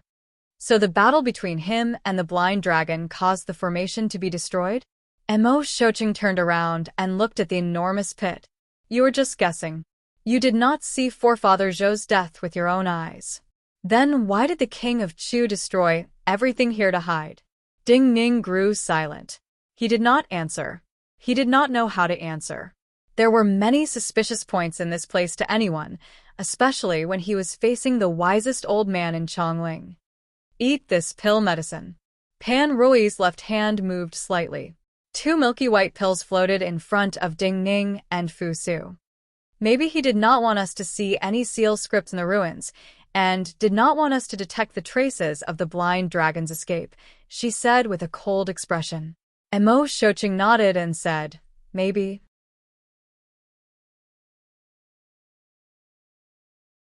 Chapter 195. The milky white pill was the precious spirit lotus pill. The noblest mistress of the Chongling Imperial Palace, other than possessing an unknown method of manipulating star energy, also had a unique method of nurturing spirit lotuses. In order for the spirit lotuses to produce the lotus seeds she needed, the spirit energy of countless spirit veins in Chongling had been channeled into the Chongling Imperial Palace. While the spirit lotus pill was made from the leaves and petals shed during the growth of the spirit lotuses, the effects were astounding. When Ding Ning took this spirit lotus pill, he felt threads of cool medicinal power seep into his meridians. In an instant, the pain and dryness in his body disappeared. However, the discomfort in his heart grew stronger because he knew that Mo Shouqing had a thread of suspicion about him. Mo Shouqing possessed extraordinary status in Chongling. Even if someone like him did not enter the formation like the king of Chu and had no clues to deduce, even if his suspicions were like the white clouds floating in the sky without any foundation, such suspicions were enough to cast a shadow over Ding Ning. From a certain point of view, Mo Shouqing's suspicions about him meant that the noblest mistress of the Chongling Imperial Palace would also have some suspicions about him. This was enough to decide his fate in Chongling. Compared to Mo Shouqing, he had to worry more about the king of Chu. What had the king of Chu detected? What would he do next? A simple matter of using the power of the imperial palace to deal with Forefather Zhou had involved so many unpredictable and uncontrollable consequences. Ding Ning felt a wave of bitterness in his throat. The so-called fate of the heavens could never be decided by one person. Mo Shouqing's gaze moved away from the deep pit in front of him and landed peacefully on Ding Ning and Fu Su. In reality, his attitude was not as serious as Ding Ning thought. While this matter was suspicious, he did not connect it to the 9-death silkworm. Also, after Shui Wangshu's battle with Liang Lian, he had a good impression of Ding Ning. He had some understanding of Ding Ning. He also knew that Ding Ning had astounding cultivation talent and comprehension ability. Even though Ding Ning had purposely concealed something, in the end, he had allowed Fu Su to live on. He had prevented the king of Chu from obtaining the flesh bodhi, prevented Ding Ning from being killed. While the Deer Mountain Conference had not officially started, in his mind, as a cultivator of the Qin dynasty, Ding Ning had made the greatest contribution in this unprecedented event. He knew that Ding Ning had been preparing for the Min Mountain Sword trials. In his view, just this astounding contribution was enough to recommend Ding Ning to enter Min Mountain Sword sect to cultivate. So he looked calmly at Ding Ning and Fu Su with a hint of undisguised satisfaction. You left Chongling with Forefather Zhou because you wanted to see how the Deer Mountain Conference was like. Now that Forefather Zhou is dead, I will take you to Deer Mountain. He did not say anything superfluous and only said kindly. The formation was destroyed, and the mist in the valley was emptied. The moisture in the mountain peak became even thicker because of this. On this side of the goddess peak, a heavy rain began to fall. Interesting. The king of Chu, whose face was covered in age spots and whose wrinkles seemed to have deepened, looked up at the clouds and rain. He smiled slightly and murmured softly to himself. He was not in a hurry to return to Deer Mountain and headed towards the Goddess Peak. Decades of waiting had come to nothing. He had not obtained the flesh Bodhi. Before the Deer Mountain Conference officially started, he had nothing to do. So he was very free. His mood was very relaxed right now. As one of the longest reigning monarchs in the world, he naturally had extraordinary aspects that ordinary people could not reach. He had spent his entire life fighting against some of the strongest people in the world. Of course, he knew that man planned, and the heavens dished. The cultivator, who had set up the formation under the Goddess Peak, was much stronger than him. He had spent a great deal of effort to build a cage to trap the blind dragon. Of course, he wanted the blind dragon to help protect the immature flesh Bodhi until he or his descendants could use it one day. But clearly, the cultivator who had set up the formation and the sect behind him had disappeared in the river of history. In his view, it was normal that he had not obtained the flesh Bodhi.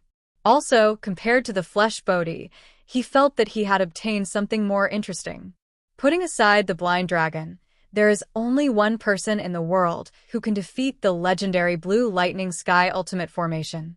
No matter how talented a person is, they cannot have that kind of insight.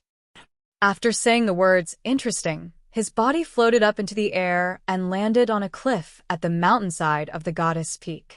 He then sat down.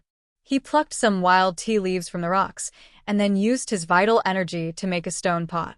He lit a burst of true fire and then plucked a patch of clear water from the mist in front of him to boil tea like an immortal. The king of Chu smiled contentedly and murmured softly to himself, such a good rain. A light rain suddenly fell on the peak of Deer Mountain. In the temporary Chu palace, a cultivator with a white jade-like longsword at his waist sensed that this drizzle seemed to contain an unusual meaning. He raised his head warily. In the drizzle, he did not see anything other than the drizzle. But at this time, his heart suddenly tightened. In the next moment, his heart felt like it was being squeezed by an invisible hand, and it was being forcefully crushed. With a poof, a mouthful of blood surged out of his mouth.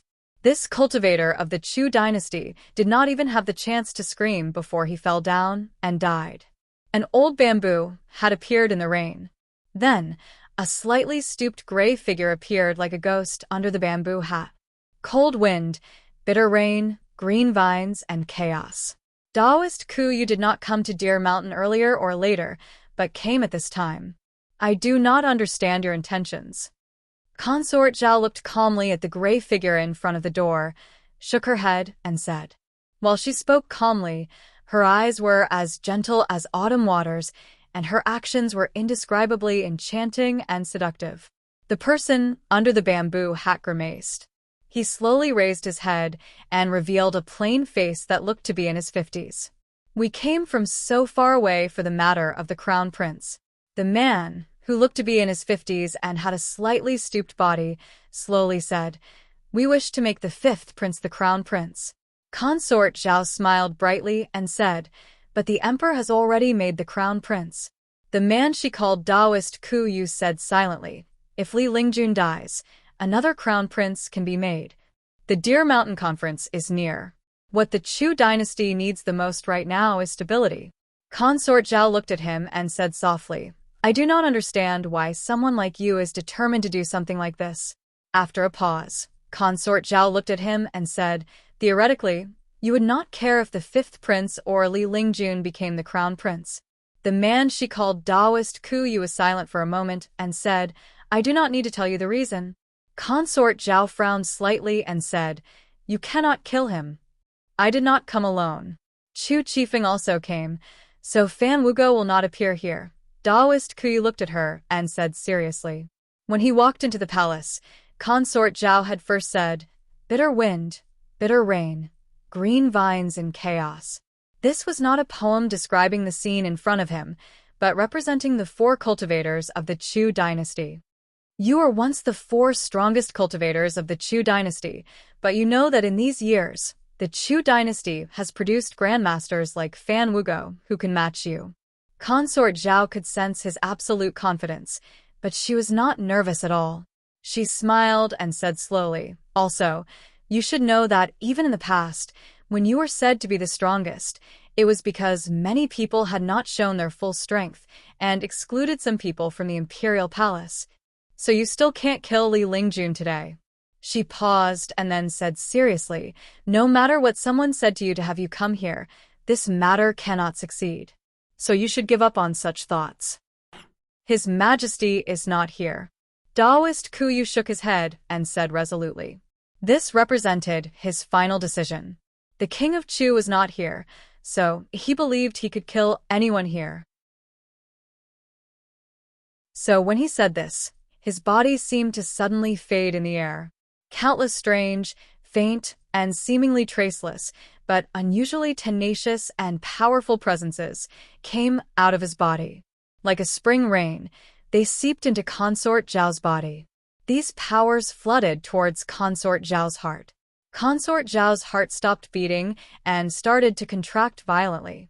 You are wrong. But Consort Zhao's expression did not change at all. She looked pitifully at Daoist Kuyu and said softly. Then she started to move, taking a step towards Daoist Kuyu. Daoist Kuyu's breathing and heartbeat suddenly stopped. In this moment, in his mind, Consort Zhao's heart seemed to become the hardest object in the world. The power he had seeped into Consort Zhao's body was unable to match her power. There was a loud boom. A huge boom resounded in the empty palace.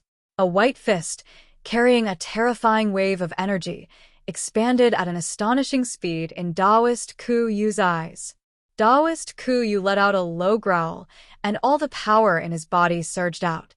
Two small, light green swords floated out from his hands and slashed at the white fist. Crack. However, in the next moment, the two small light green swords turned into two shooting stars and flew backwards to an unknown place. The bones in his arms were completely shattered, and the bones in his chest were also completely shattered. Boom. His body flew back dozens of feet and smashed into the ground. Consort Zhao gently pulled back her fist. Her fist looked very tender and soft, but in the last breath, it had turned into one of the most terrifying weapons in the world. Daoist Kuyu continuously coughed up blood. He was so shocked he could not speak. Now you should understand why I said you were wrong. Consort Zhao looked at him, her long eyelashes trembling. She said with slightly pursed lips, now you should understand why the Emperor has favored me the most in these years, and why he is willing to put the future of the Chu dynasty in my hands. Because... She looked at her fist and said slowly, because my hand can be soft, but it can also be hard because I am the strongest person in the Chu other than him.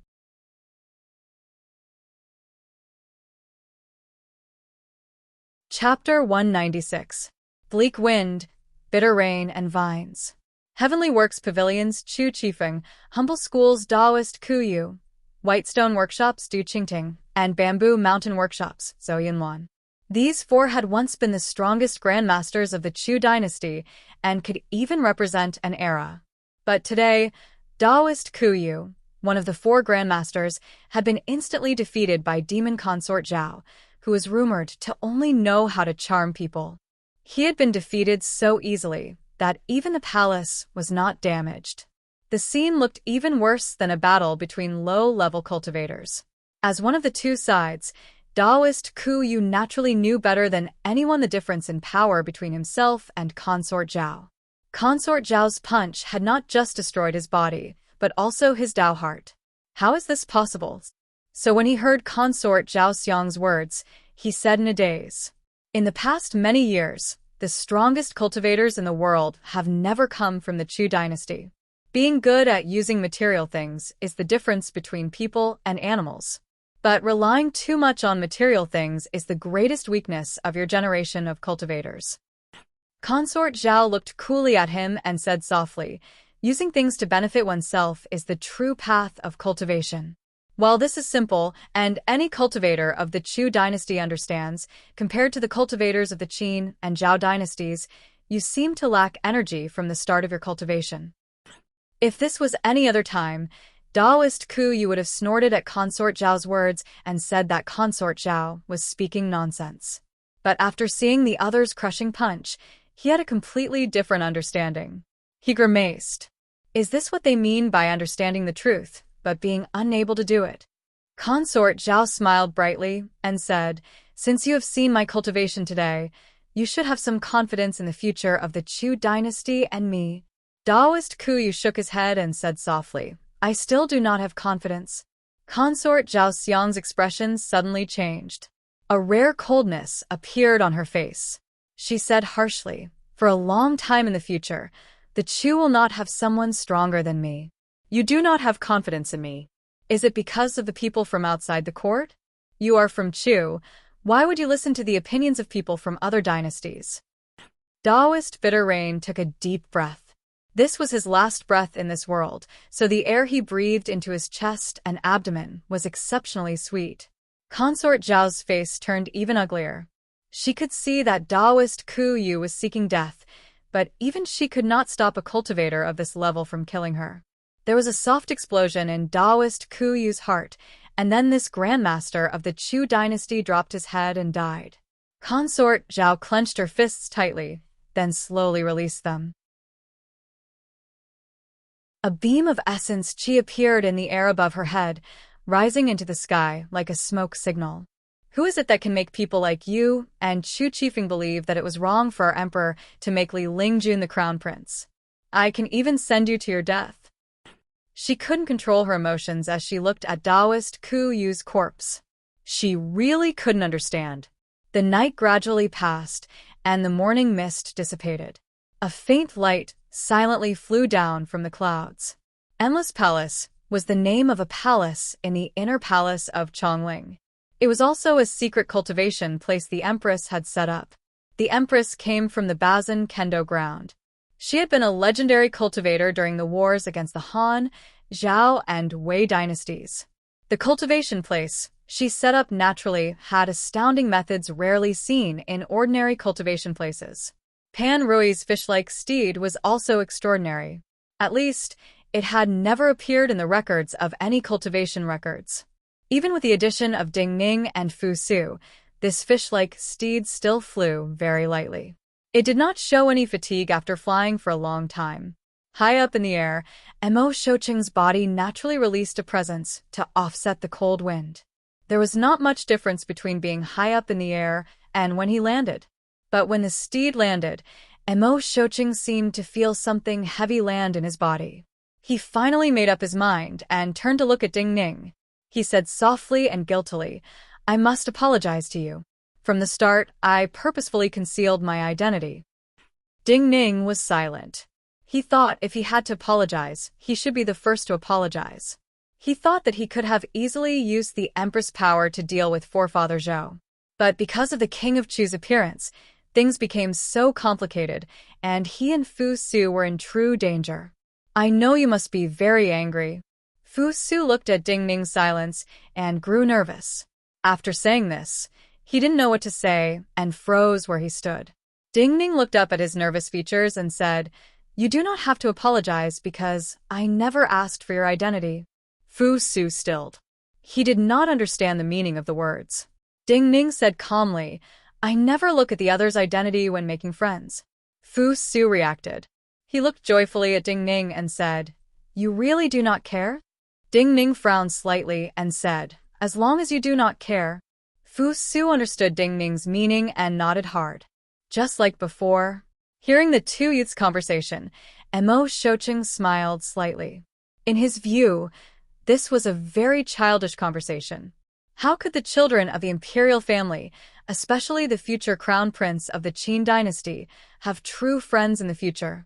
The wind was cold when the mountain was high. People who stood too high would not have friends. This was unavoidable. At this time, Deer Mountain was clearly visible. Looking at Deer Mountain that was not particularly outstanding among the surrounding mountains, Fu Su, who was in a good mood, could not help but turn respectfully to ask Mo Shouqing, "Principal Mo, what do we do next?" Mo Shouqing was the teacher of the Holy Son of Heaven and also the principal of the main school that taught the members of the imperial family. But in these years, other than the Yuanwu Emperor, the Empress, and Huang Jinwei, not many people in the outside world could see him. So, he found the title of Principal Mo refreshing. In fact, This form of address made him feel younger and reminded him of many of the past. He smiled in pleasure and said benevolently, "Next, we're going to climb the mountain, but not Deer Mountain." Fu Su stilled. He could not understand Mo Shouqing's meaning at all. Even if they were going to climb other mountains, why did they have to land at the foot of the mountains? Why couldn't they just fly up? Mo Shouqing looked at Ding Ning and said gently, "That day, when you and Shui Wangxu walked into my sight, I have some understanding of you. From the start, you were valued by Wang Taishu because of your astounding judgment. Can you guess what Palace Master Pan and I want to do?" Ding Ning thought for a moment and did not waste words. He said, "The Holy One is coming to Deer Mountain in person. Other people do not need to consider the matters of Deer Mountain. We just need to ensure that we are not influenced by outside powers." A hint of emotion appeared in Mo Shouqing's eyes. He said slowly, "When the four emperors meet at Deer Mountain will be sealed off by the armies and cultivators of the dynasties. At that time, the closest distance to the peak of Deer Mountain will come from the peaks of these mountains." Fu Su seemed to understand and said in shock, "You mean, even if the conference starts, people may fly over the peaks? This is a conference without any past events. Anything is possible." Mo Shouqing looked at him and said, "But true experts only need the right time. They do not need to fly over. They just need to have their power appear at the peak of Deer Mountain at the right time and at the conference." Fu Su completely understood and said, "So around Deer Mountain, any mountain close to the peak of Deer Mountain will be taken by astounding experts. You need to choose a mountain that can be climbed. There are so many grandmasters in the world. Who dares to feel they are invincible? Also, Palace Master Pan and I have not reached Realm 8. Even if we work together against the King of Chu, we do not have an absolute chance of victory. How can we guarantee that we can climb any mountain we want?" Mo Shouqing nodded. His gaze landed on the silent mountains in the dawn. "Naturally, we can only find a mountain that can be climbed." The morning light was faint, and the dew on the grass gave off a glowing light. Mo Shouqing and Pan Rui slowly walked to the foot of a mountain. There was no change in presence, but all the dew on the grass at the foot of the mountain fell down at the same time. Even though each drop of dew was extremely small, it wouldn't make any sound even if countless of these drops of dew were to drip to the ground. However, when all the dewdrops fell at the same time, it brought about an unimaginable aura. With a swoosh sound in the air, an invisible tide formed in the mountain forest, so grand that it was simply unimaginable. After the previous questions, Fu Su knew that there were likely great grandmasters in these calm peaks, but when he sensed such a level, his face still lost color and grew paler. Ding Ning narrowed his eyes slightly. He was certain that this mountain was not one that Mo Shouqing and Pan Rui could fight over. He knew that Mo Shouqing and Pan Rui wanted to use a small price to guarantee that they would be able to fight at full power during the Deer Mountain Conference. The moment he had this thought, Mo Shouqing and Pan Rui stopped in front of him and walked towards another mountain.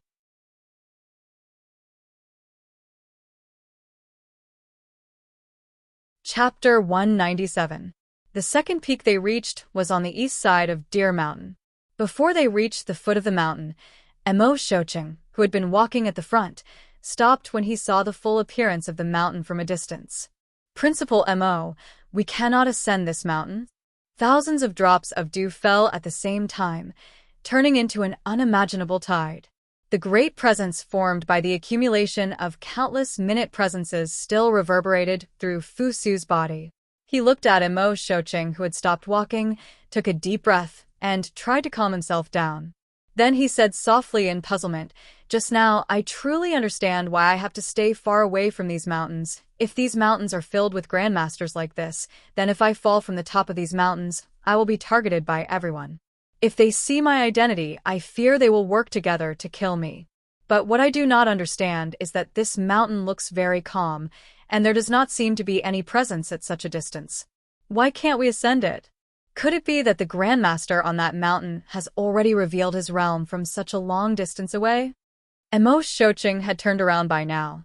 Hearing Fu Su's words, the old man shook his head and said, "If one can display a presence that causes even me to retreat from such a distance, then one must be a realm 8, but one does not have to display the same level as the previous person." Fu Su knew that this principle of the main compound was most skilled at causing people to think and have their own comprehension. Yet he still could not understand. "Look at the peach blossoms on the mountain," Ding Ning reminded him softly. Fu Su's eyes widened, his body shook slightly, and he finally reacted. There were some scattered wild peach trees on the mountain.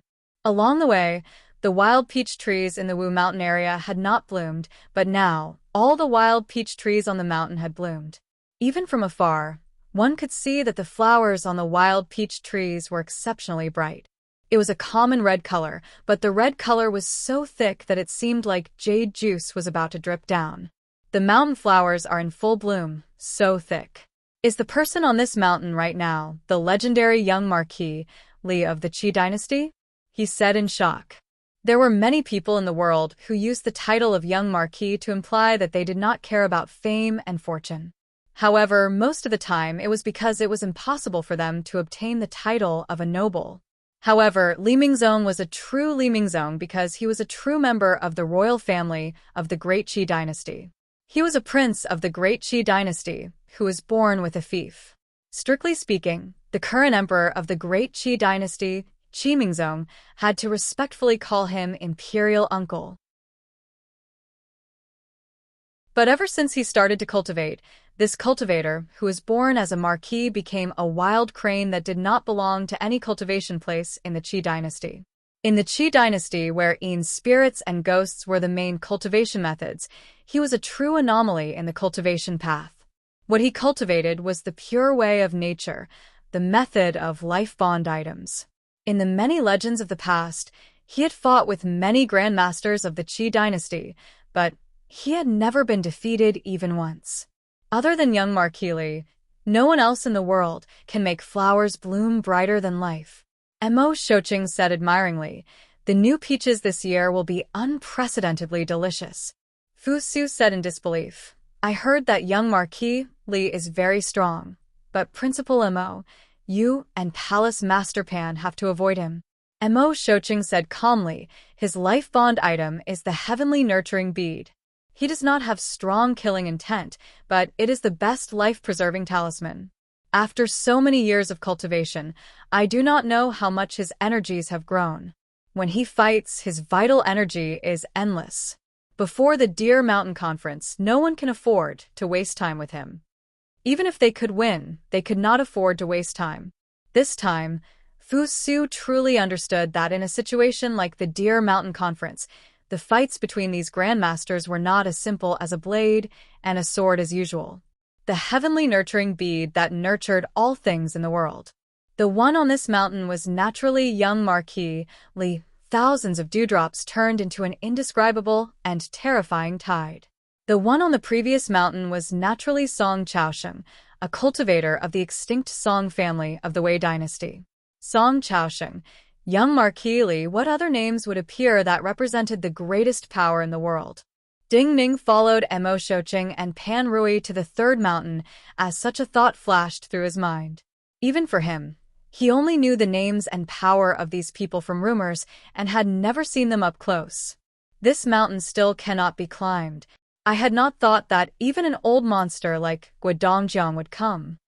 When they reached the foot of the third mountain, Mo Shoqing's expression showed a rare hint of seriousness as he slowly said to Pan Rui beside him. Pan Rui usually stayed in the inner palace for a long time and did not smile. Hearing his words, she immediately frowned and said coldly, "He is not dead?" Ding Ning's expression was calm, but he was slightly shocked inside. Fu Su had never heard of this name before. Seeing this, he could not help but ask softly, "Principal Mo, I still do not feel anything unusual. Who is this Guodongjiang?" The greatest abnormality here is that there is no abnormality at all. Mo Shoqing looked at Fu Su as he said this. He knew that Fu Su would not understand. As he turned to walk towards another mountain, he explained gently, This mountain does not have any presence left behind by cultivators, and there are no traces of battle, not even the presence of cultivators who passed by. It is like a restaurant table that should have passed by many diners and would have left some soup behind. But now it is extremely clean. This can only mean that someone used a cloth to wipe it away. The only person who can wipe away all presence is the Grand Master of Blue Jade Island, Guodongjiang. In the past, the Qin dynasty opened up an overseas trade route and wanted to interact with this Grand Master. But this person was very strange and did not want to interact with the outside world. Even more importantly, this person injured his head in his early years. He is slightly older than me, so he often has brain problems and is temperamental. He does not have common sense. Fu Su realized and said softly, "Madman?" Mo Shoqing frowned and said, "Even more importantly, he is a madman just a step away from Realm 8. Do not drink with drunkards, do not fight with madmen." This was a principle that everyone in Chongling knew. Hearing this, Fu Su understood that he had to keep a respectful distance from this mountain. But he could not compete for even several mountains. He could not help but feel dark clouds. Was there someone he could not compete for on every mountain? Mo Shoqing and Pan Rui were the highest people in Chongling. If even these two people were unable to compete for the top of any mountain here, then how many unknown and shocking experts would there be in the various dynasties under the heavens? Careful! Pan Rui suddenly shouted in a low voice. Mo Shoqing had been the first to stop on the previous mountains. But at the foot of this mountain, Fu Su and Mo Shoqing stopped at the same time. When Pan Rui shouted, Fu Su saw a layer of white mist suddenly appear in the forest ahead of him. The white mist was formed by the white hairs on the stems and leaves of an unknown wildflower. Each strand of hair was softer than snow, but this white mist carried a terrifying murderousness. As she shouted, Pan Rui's right hand flicked like she was plucking invisible strings. The sound of many sharp objects rubbing against each other suddenly sounded in the air in front of her, Ding Ning and the others. The fine hairs did not seem to have any connection to them. They were forced aside by a powerful force and passed over their heads. Ding Ning's eyes flashed. He immediately sensed that the primal energies of the universe in the surroundings were partially concealed by some unique method. What method is this? Fu Su also sensed this abnormality. While he could not get close to the white hairs, his breathing unconsciously became uneven. Mo Shoqing seemed to relax. He nodded and said, "We can compete for this mountain." Pan Rui continued to walk unhurriedly. Her fingers were still flicking slightly. The sounds of sharp objects rubbing against each other were still dense in the air. Dozens of feet away from Ding Ning and the others, a thin curtain of light flashed like a crystal ball and covered Ding Ning and the others. Wisps of yuan qi constantly flashed across the light screen. They seemed like lightning, but they were not lightning at the same time. Fu Su was even more shocked. The white mist formed by the white hairs quickly disappeared. But even with his cultivation, he could clearly sense that there seemed to be a pair of invisible hands covering the entire peak of this mountain. The higher they went, the more the primal energies of the universe were blocked. Some of the unblocked vital energy instead formed true killing intent after a simple vibration, carrying out a true attack on the cultivators walking on this mountain peak.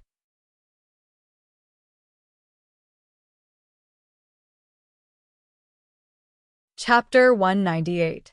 The sky was dim. Halfway up the mountain, not just the primal energies of the universe, even the light was covered and twisted by an invisible power. Pan Rui's expression grew colder. Threads of powerful vital energy and primal energies of the universe came out of her body.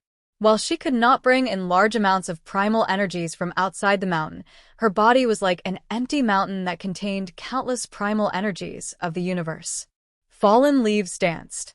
The fight between primal energies of the universe only made soft sounds, but the tearing of true power caused the leaves of all the trees in Ding Ning and Fu Su's sight to leave their branches and dance wildly. The tumbling leaves weaved into curtains that covered the world in front of them. Why bothers? A light voice came from somewhere on the mountain peak. It passed through the layers of green curtains and reached the ears of Ding Ning and the others. The Tao Scroll and Flowing Cloud. The strongest of the Tao Scroll sect is the Flowing Cloud essence. I want to see it today. They were both true grandmasters, the top people of the world. Even their presence seemed to be fully displayed under the other's pressure.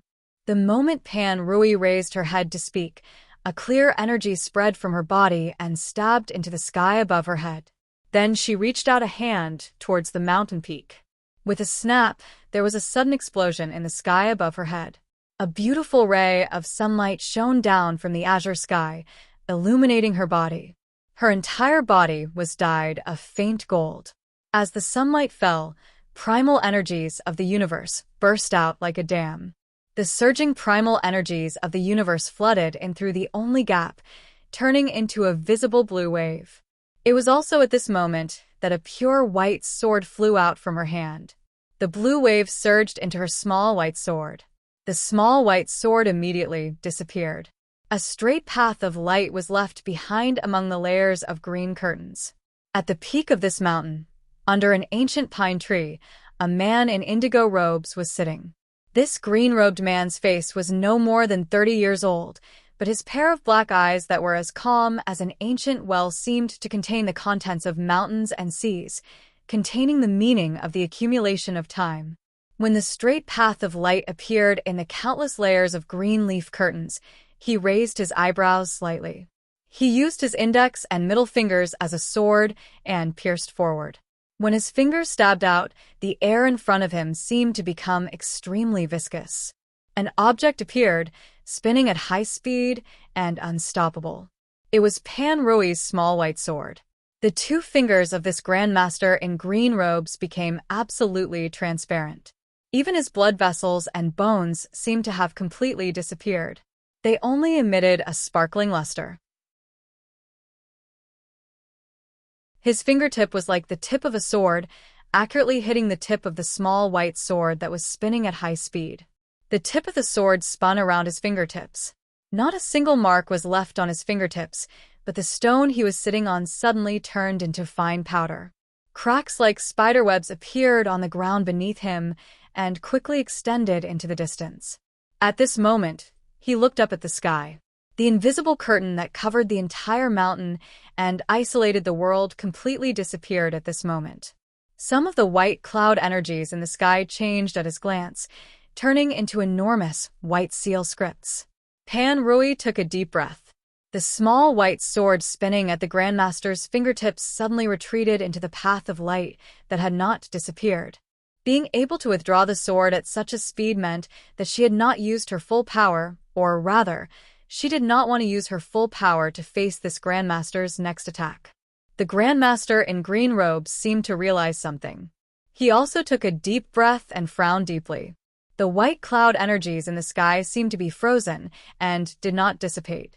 The terrifying power that was about to erupt stopped and waited. Then he stood up and started to slowly walk down the mountain. The green leaves all fell. His figure quickly appeared in the sight of Ding Ning and the others. Those who are good at offense are not as good at defense, and those who are good at defense are not as good at hiding. I was wondering who could escape my detection. So it is Principal Mo of Chongling. Seeing the figures of Ding Ning and the others from a distance, and seeing Mo Shouqing with his beard and hair like a ginseng, this Grandmaster in green robes sighed softly and bowed with folded hands. Previously, I was laughing at why people bother, and felt that using energy to climb the mountain was forcing it. So I lost to old Mr. First. Mr. does not have to be so courteous.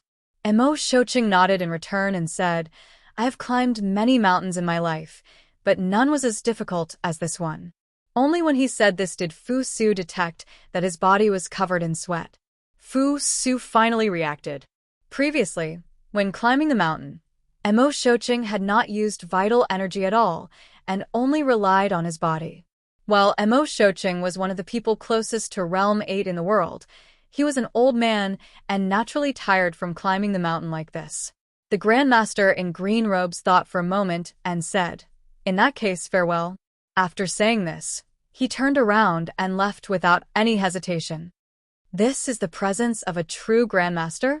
Fu Su was full of admiration. He felt that this person's movements had an indescribable presence. These mountains did not seem as tall as the back of this grandmaster in green robes. It is not so simple. Ding Ning glanced at him, shook his head, and said softly. Mo Shouqing looked approvingly at Ding Ning and said, "It is not so simple." Fu Su looked in shame at Mo Shouqing and Ding Ning. Ding Ning did not waste time and looked up at the white cloud seal in the sky. When I was reading in the library of White Goat Cave, those records said that the bodies of cultivators above Realm 7 are enormous vessels for the primal energies of the universe. But once used, it is naturally slow to replenish. Especially when using some powerful spells, it is not as simple as using some energy. Ding Ning said calmly, if this Grandmaster had retreated before using this kind of seal essence, it would be normal. But he had used a great deal of energy to form this kind of seal essence. With the power he had used, it is good to use it to see Dean Mo's moves. Maybe he will have some comprehension. But he is leaving now. This means that he does not want to take any risks before the Deer Mountain Conference. Fu Su immediately understood. This kind of risk is within a controllable range. A person like him would not give up a chance to fight normally. Pan Rui looked at the back of the Grandmaster in green robes who had disappeared from her sight. She turned expressionlessly to Mo Shouqing and said, I just do not understand. The Dao Scrolls sect has always been hidden from the world and does not have any interactions with the dynasties. They do not interfere in the conflicts of the dynasties and sections. Why did this heir of the Dao Scrolls sect make an exception? The Dao Scrolls sect was an extremely mysterious sect. While powerful, it did not enter the world. Only knowledgeable cultivators like her and Mo Shouqing knew of it. Even so, she and Mo Shouqing did not even know the name of this Grandmaster in green robes. It was too difficult to guess the intentions of a complete stranger who had retreated after exchanging blows with him. Therefore, it was almost impossible for her to have an answer to her question at this moment. But Mo Shouqing was not an ordinary person. His intentions are towards Deer Mountain. Mo Shouqing looked calmly at her and said, he is greatly exhausted right now, but when he retreated, his intentions were towards Deer Mountain. This means that in his mind, it is safer to retreat towards Deer Mountain. This means that he has some connection to the people of Deer Mountain. Pan Rui did not speak more, but a hint of coldness flashed through her eyes. At this point, it was clear. At this time, only the Chu dynasty had ascended Deer Mountain. Then this Grandmaster of the Dao Scrolls sect was naturally related to someone from the Chu dynasty who had ascended Deer Mountain. Mo Shouqing's tired eyes closed slightly, and his body released a wave of energy. A light breeze blew by. Previously, they had spent a lot of time climbing halfway up the mountain. But now, with just a light breeze, in a few breaths, the scenery in front of Ding Ning and Fu Su completely changed. They had reached the top of the mountain. On the plains outside Deer Mountain, an enormous procession slowly appeared. This procession had more than 5,000 people, but from the top of the mountain, it was possible to see that only half of the 5,000 people were soldiers, and the other half were officials and ceremonial guards. The golden dragon patterns on the bright yellow flags and canopies were minuscule from a great distance, but they still had astounding presence and seemed to break through the air. As a result, this procession was a patch of golden light, as blinding as the sun at this time. In the world, only the Son of Heaven could have such a lineup when he went on an inspection tour. After the king of Chu ascended Deer Mountain, the second emperor finally arrived. You are right. The second to ascend Deer Mountain is the Yan dynasty. Looking at this golden procession, Pan Rui, who seemed to have become ethereal and was absorbing the primal energies of the universe from far away, glanced at Mo Shouqing and sneered. How did you guess that the second to ascend would be the Yan dynasty? Ding Ning spoke up and asked. The Yan dynasty is not below the Chu dynasty in power, but the Yan emperor is the most cautious and does not appear in front of others. So, in his many years on the throne, he is very conservative, Mo Shouqing answered patiently. Ding Ning asked, then the emperor of the Qi dynasty? Mo Shouqing smiled faintly and said, The emperor of the Qi dynasty is the most shameless. In terms of shamelessness, no one in the world can match him. But this is his strength. Fu Su became curious. He could not help but want to ask what the other dynasties thought of his father. But when he thought that asking such a question would be disrespectful to his father, he smiled self-deprecatingly and gave up on the thought. His minute movements could not escape Mo Shouqing's eyes. Mo Shouqing glanced at Ding Ning, who had calmed down and was silent. He thought, geniuses born in the marketplace had seen more and matured earlier. There was no need to ask such a question.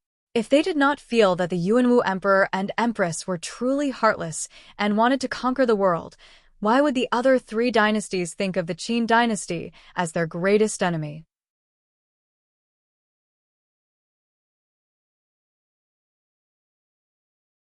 Chapter 199. When the Yan emperor's carriage arrived at Deer Mountain, the cultivators of the Chu and Yan dynasties did not show their cultivation, but just the enmity in their hearts, and the clash of presences caused the sky above Deer Mountain to change color. The clouds twisted and turned into all kinds of strange shapes. The auroras that only formed in the polar regions flashed in the air and caused the sky above Deer Mountain to be exceptionally colorful. That kind of murderousness did not give people any sense of beauty. They just felt that some great beast would come out of the clouds at any time. Yet, not long after the Yan emperor's carriage arrived at Deer Mountain, another long procession appeared on the vast plains to the east of Deer Mountain. They were still very far from Deer Mountain. Maybe they would arrive before nightfall. But soon, waves of bone-corroding cold wind blew over. A long black cloud suddenly appeared in the sky around Deer Mountain. This black cloud appeared unusually dark among all the colors. It swayed, but was not affected by the other flames. From this phenomenon, Ding Ning knew that the emperor of the Qi dynasty, known as the Ghost Emperor, had come. An indescribable feeling appeared at the corners of Ding Ning's mouth. Seeing the top experts of the world at once, this kind of event seemed to be a good thing for the Yuanwu emperor. Among the Qi emperor's carriages, the imperial items were all bright yellow, and the decorations were mostly made of jade. But among them, there was an unusually large and black palanquin. Carrying this large palanquin were 8 large men in chainmail. Through the cracks in the chainmail, the skin of these men gave off an eerie white color. They did not give off any heat and were unusually cold. At this time, the interior of this large palanquin was like a unique world. Jade was used as bricks to make the interior look like a hall. The ceiling was inlaid with pearls that gave off dots of cold light. There were 2 purple-black wooden chairs in the center that gave off a strange smell of oil. One of the people sitting on them was dressed in dragon robes and an imperial crown.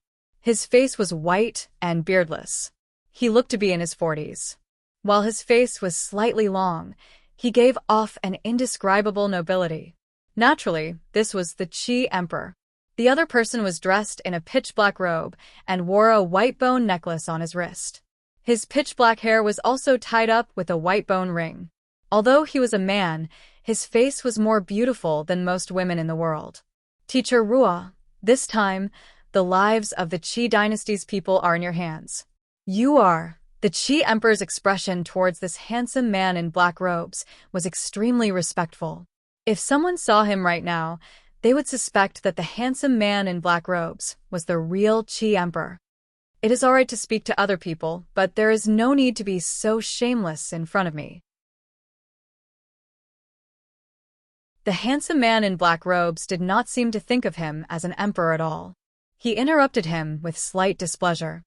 Since I have had you build such a dark palanquin, I naturally do not cherish my life after coming to Deer Mountain.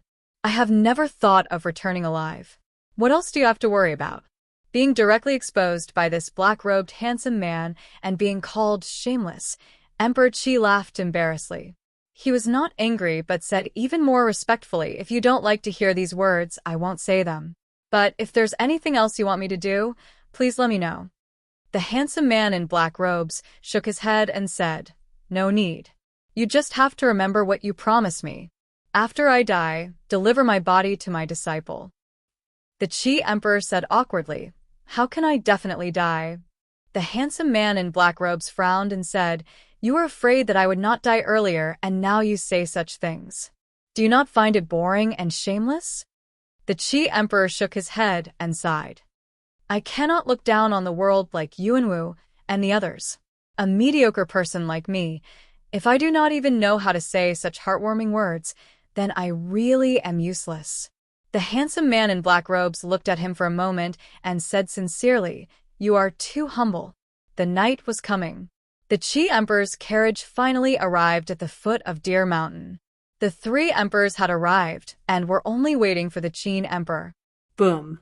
The armored warship that had traveled through the Wu Mountains and the turbulent waters finally reached the shore.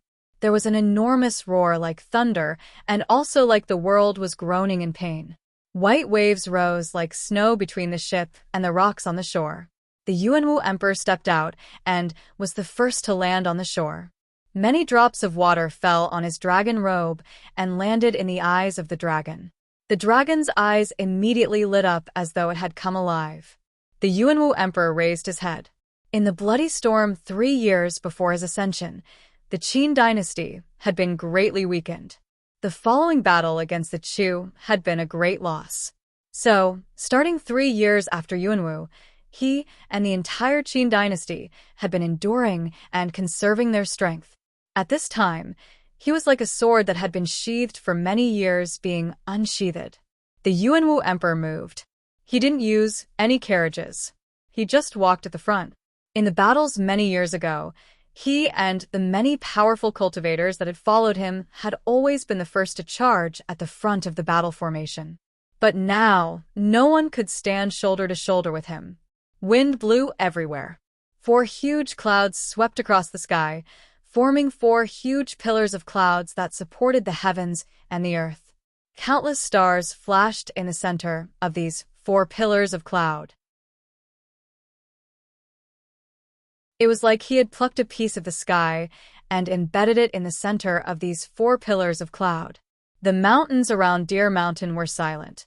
Suddenly, many people in the mountain sensed something and turned to look in the direction of Wu Mountain. The flowing light above Deer Mountain was attracted by an indescribable power and flowed in the direction of Wu Mountain. It formed countless lines of light in the sky that stretched for many miles. In everyone's sight, the 4 enormous cloud pillars and the flashing stars slowly appeared. All of the light fell into the stars and returned to one. But the 4 enormous cloud pillars and the stars did not move and calmly accepted everything. The mountains around Deer Mountain were filled with the strongest grandmasters in the world. But when they saw this scene, they were shocked. For them, this was still a grand state that was hard to describe and incomprehensible. The aura of a few people reacted because their minds were too shaken. With a boom, a crimson-red energy suddenly surged out of the mountain that had been sealed by the sword mark and charged into the sky. The crimson-red light lit up the entire mountain like an enormous torch. At the same time, an unimaginably majestic stream of water vapor rushed out from the mountain that Guodongjiang occupied. In an instant, it formed a huge blue water dragon that rushed straight into the sky. Its body seemed to be solid as it passed through the clouds. Half a breath later, a mountain appeared with purple light like thousands of orchids blooming at the same time. These auras were all profound and grand to the extreme. However, if anyone were to judge them, they couldn't compare to the 4 cloud pillars and the starry sky. Ding Ning frowned deeply as he looked at the 4 cloud pillars and the sky approaching. His eyes flashed like stars in the night. The Yuanwu Emperor's cultivation was higher than he had expected. In the main hall of the palace at the peak of Deer Mountain, the old king of Chu held consort Zhao Xiang's hand and sighed emotionally. After so long in the Qin dynasty in the world, there is finally a second grandmaster who has reached this level. The equally old Emo Shoqing looked at the 4 cloud pillars and the sky, his eyes filled with emotion. Only people like him truly knew what kind of price one had to pay to become an emperor for all eternity. It should be enough. He turned and said softly to Pan Rui. Pan Rui nodded. The vital energy that she had not recovered much surged out of her body. A white light stabbed into the sky above the mountain like a sword. Ding Ning's brow furrowed deeply again. This kind of power could only be used to mark or let people know her use on this mountain. What were she and Mo Shouqing waiting for?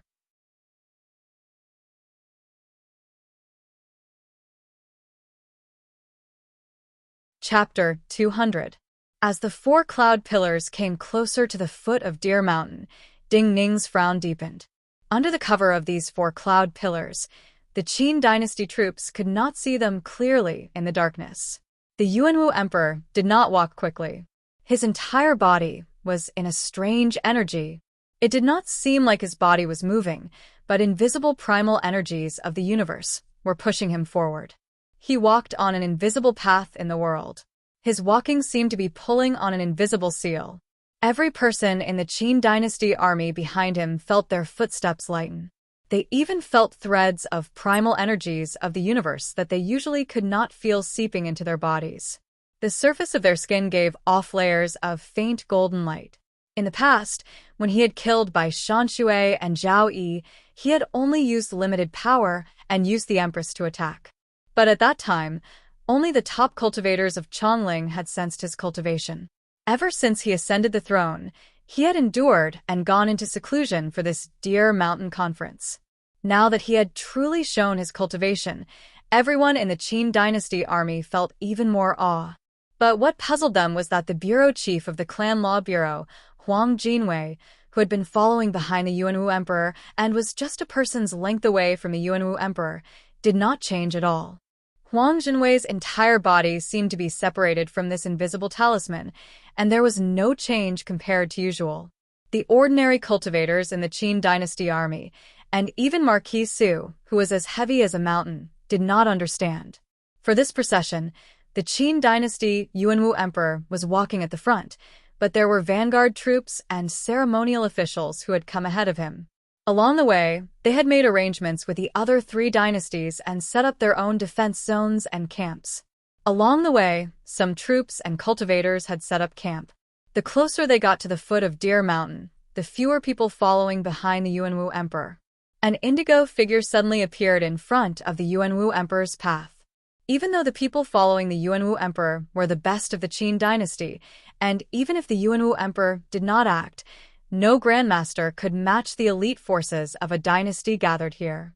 But when they saw this indigo figure appear, most of the people behind the Yuanwu emperor grew nervous. General Fong has worked hard. The Yuanwu emperor did not stop and said in praise. The indigo figure bowed deeply and said, "Greetings, Holy One." All the nervous people immediately relaxed. They were slightly shocked.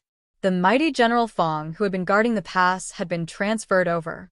"Follow this lonely." The Yuanwu emperor walked past Fong Xiang and said gently.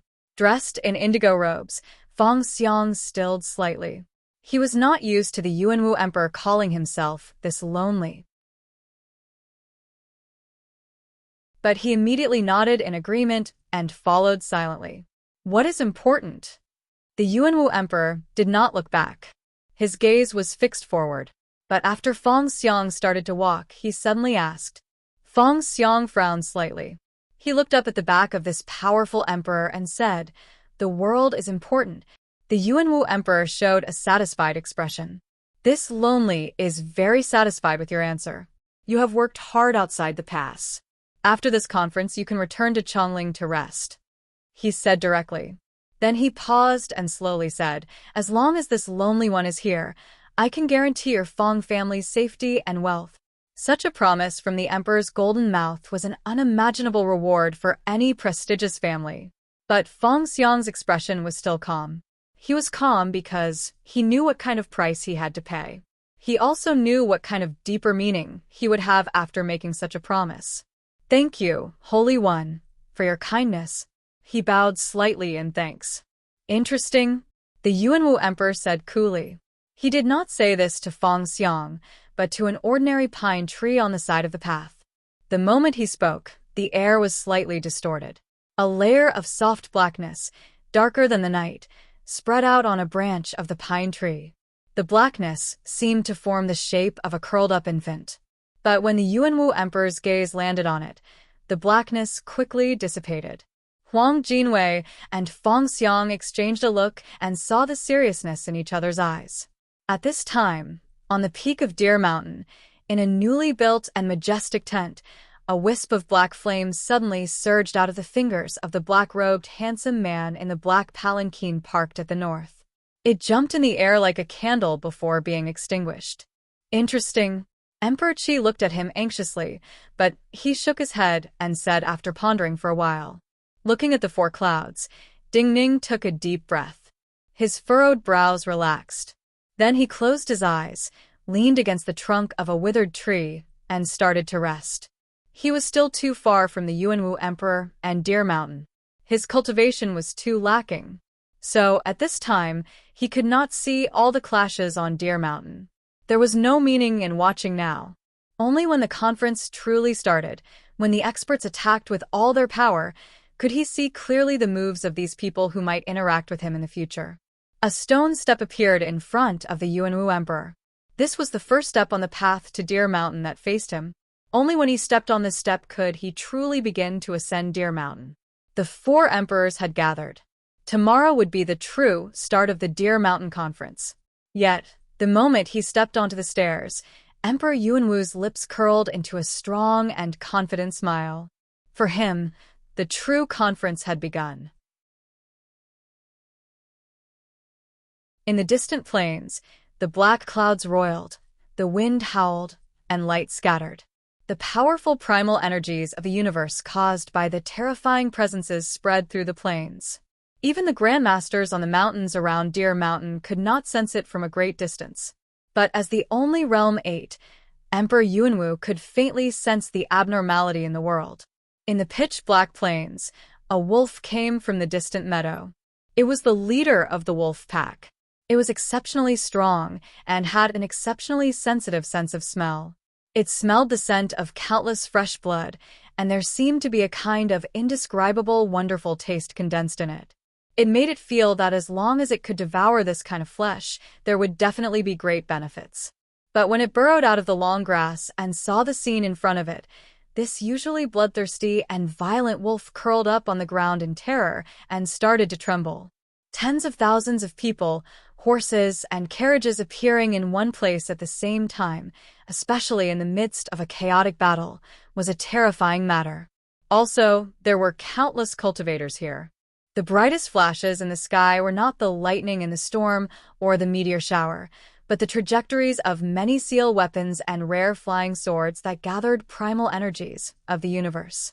At the center of the battlefield whirlpool formed by tens of thousands of people, wild winds, snowstorms, rain of fire, thick fog, they appeared and mixed together. Even the ground seemed to have turned into many different small worlds that underwent different changes. Realm 3 and 4 swordsmen could be seen everywhere. The terrifying explosions and shockwaves created by sword attacks became insignificant existences at this time. Due to the extreme speed of the flying swords, the sky above the centermost area of the battlefield was almost completely covered by a dense net of sword light. The speed at which the flying swords reaped lives was naturally astonishing as well. In the suffocating air, who knew how many streaks of blood would splatter out in every breath of time? But even these powerful cultivators who controlled flying swords were not much different from ordinary soldiers in a battle like this. The primal energies of the universe were controlled by countless thoughts and were extremely chaotic. A flying sword that had been flying well could lose control in the next moment without any warning due to encountering a turbulent flow. Even the cultivators who had been controlling their flying swords could encounter multiple swordsmen charging at them, or even dozens of seal chariots. For any experienced general, they could know at a glance that this was the end of a great battle. All of the formations and commands that had been used at the start of the battle were no longer effective.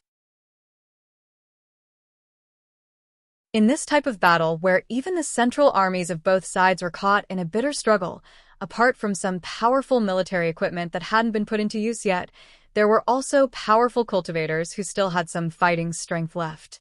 Among the dozens of destroyed seal chariots, there was a general dressed in light blue armor who had not yet acted. The color of his armor was very close to the color of the seal chariots around him. He stood silently, like a part of the abandoned chariots, and did not attract attention. Occasionally, the swordsman who charged over would be killed by some of the guards around him. At this time, his gaze was fixed on a cultivator dozens of feet away. That cultivator was dressed in moon-white robes. He looked extremely weak, but he was very strong. At least a dozen cultivators had been killed by this person, including 2 Realm 5 experts.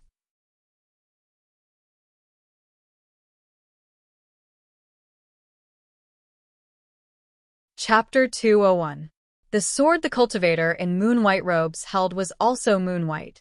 After his vital energy flowed into the body of the sword, the primal energies of the universe gathered into a thin glowing light that flowed on the surface of the sword. This sword looked light, but it was unusually tough and sharp.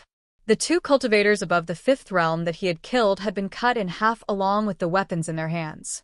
The general, who stood silently, like a part of the abandoned chariot, was extremely patient. He waited until the light on the moon-white sword dimmed before he suddenly moved. A muffled sound suddenly came from under his feet, as if a giant hammer had struck something wrapped in cotton. Such a sound was not noticeable in the battle formation, where even the wolves in the distance were trembling. But in the next moment, this indigo-armored general became the focus of everyone's eyes. 2 rows of waves of energy spread to the sides as his body advanced. The surging power caused all the soldiers in his path to flip to the sides. His indigo armor had originally looked unpatterned in the night, but now it was covered in dense black gold seal scripts. Scorching hot air collided with these seal scripts, causing golden sparks to fly. Sensing the presence coming from this general's body, the swordsman in moon-white robes paled. This was his weakest moment, but from a certain point of view, this was the strongest moment of his life. Because the enemy was unprecedentedly strong, he had to use all of his power, including his last life-saving measure. A pure white crystal with the unique presence of a life bond item floated in front of him. Pure white flames flowed into the long sword in his hand. At the same time, the rumbling sound of a giant mountain moving came from the sky. Many flying swords in the sky whined in terror and dodged. Uncontrollable cries of shock rang out one after another. While they saw this swordsman in moon-white robes kill people like grass, and even casually kill Realm 5 experts, this person had been hiding himself. Only now did the crowd realize this person was a true Realm 7 Grandmaster. At this time, the indigo-armored general was in front of him. There was a sharp cracking sound. A blinding purple flame came out of the general's hand. Boom. A muffled drum beat sounded in the world. However, this muffled sound drowned out most of the sounds on the battlefield at this moment, causing everyone's hearts to violently jump. The figure of the swordsman in moon-white robes disappeared. When the surrounding people recovered, they found this Realm 7 swordsman's body had turned into a flowing white light in the night, and he had been sent flying back countless feet. The indigo-armored general stood motionlessly at his spot. His figure appeared to be incomparably tall because the green armor on his body began to crack. Those runes that flickered with golden light seemed to have absorbed the force of the clash just now, but the result was that the green armor itself began to crack, blown away by the roiling true essence on his body. Inside the shattered green armor was a middle-aged man with a thin figure. His right hand gripped a purple object that looked like a short stick. His face was haggard and melancholy, but he had unspeakable determination. General Fan. In such a long and chaotic battle, even a Realm 7 expert was powerless. The other people were naturally even more tired. Yet the moment this middle-aged man appeared, countless cheers and shouts sounded. Many people seemed to gain strength and courage, and even the confidence to win. In a battle like this, in this world, only one general with the surname Fan could give his soldiers such confidence. The Chu dynasty, the victorious General Fan Donglu. One side was the Chu army, and the other side was mostly dressed in black robes and armor. Most of the cultivators were swordsmen. This was the army of the Qin dynasty. Hearing the joyful shouts and cheers, it was possible to conclude that this was the original general of the Chu army, and most people did not know that Fan Donglu was here. Seeing the Grandmaster in moon-white robes being sent flying by a blow, several nearby swordsmen dressed in light armor or cloth robes had sorrowful expressions and leapt towards Fan Donglu. Fan Dongliu's expression was normal. The purple object in his right hand gave off a gem-like light, and an unique energy entered his body. But his right hand remained motionless. His left hand used his fingers as a sword, shooting out purple sword lights and easily killing these swordsmen. He was one of the few experts of the Chu dynasty, and his strength far surpassed Realm's 7 grandmasters of the same level. He had not moved in the previous battle because he wanted to play a decisive role now. Once he killed these swordsmen, his body flew up and headed north. With a speed faster than most flying swords, he landed on a large and heavy chariot. This chariot was shaped like a square cauldron. It was different from ordinary chariots, and there were strange metal nets around it to prevent the attacks of seal weapons. There was an old man sitting alone in the middle of the chariot. This old man did not use a sword, but each time his presence vibrated, a part of the ground on the battlefield would roil, and the Chu cultivators on it would immediately disappear. In Fan Dongliu's eyes, this old man was the most threatening person on the battlefield right now. The other had Realm 7 cultivation, and this old man's every attack seemed to be controlling the situation of the entire battlefield. Each of his attacks was accumulating victory for the Qin army. Fan Donglu could not think of a general like this in the Qin dynasty other than those he was familiar with. However, he was certain that as long as he could kill this old man, this battle would end with their victory. The Grandmaster in moon-white robes was Gongyang Ningyi from the Luo Shun Sword School. He was the only person who could pose a fatal threat to him on his way to assassinate this old man. At this time, he had used a dozen cultivators and a piece of golden armor to deal with this threat. In his view, no one else could interfere with his fight with this old man. However, at this moment, Fan Donglu suddenly felt an unusual aura. He raised his head in disbelief and looked at the endless sky above him. In the endless sky, several white streams of light suddenly appeared. These streaks of white light were not the brilliance of flying swords, but real flames. Above the boundless sky, white sparks fell from the sky. In this moment, Fan Donglu thought of many stories. In the past, sparks like this had appeared many times on the battlefields between the Qin dynasty and the Han, Zhao, and Wei dynasties. Many famous generals had died in such sparks. This represented one of the strongest inheritances of the Bazin Kendo ground. But the legendary female cultivator who had used this power many times had completely changed her identity. Admirable. Fan Donglu had an indescribable bitterness at the corners of his mouth. He immediately guessed the identity of the old man. The disbelief in his eyes quickly turned to emotion. He murmured softly to himself, "I had not expected even you to leave Chongling and come here. Then isn't Chongling an empty city now?" Deer Mountain. The sky was about to brighten. There were only a few stone steps left in front of the Yuanwu Emperor. From the time the armored warship had docked at the shoal closest to Deer Mountain, walking all the way here, to now climbing the mountain, he had used a night. In his perception, he could no longer feel the unusual vibrations from the distant plains. He knew that the dust of that great battle had settled. A confident smile appeared at the corners of his mouth again. Coincidentally, at this time, in the sky that was about to turn white, a thin meteor streaked across. A general star has fallen. Good luck. This type of astrology would naturally be judged and recorded by historians. However, he had already made his judgment and said this to Huang Jinwei behind him. In his view, the history books of the future would be decided by him.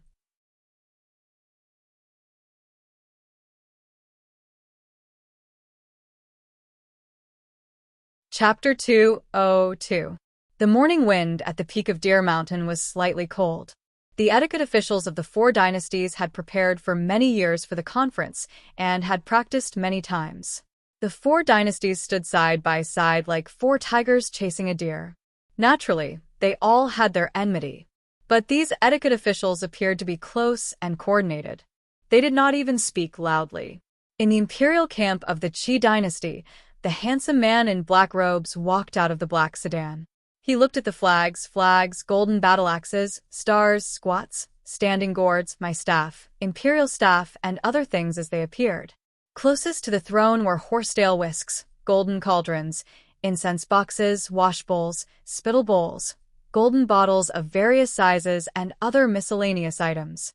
What this kind of alliance meeting needs the most is a martial arts stage, but they just have to make it so complicated. How hypocritical.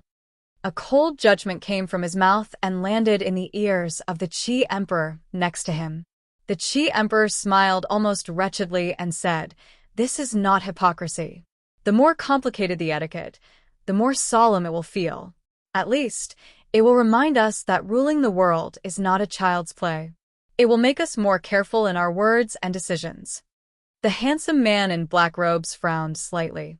After a moment of thought, he said, "Reasonable."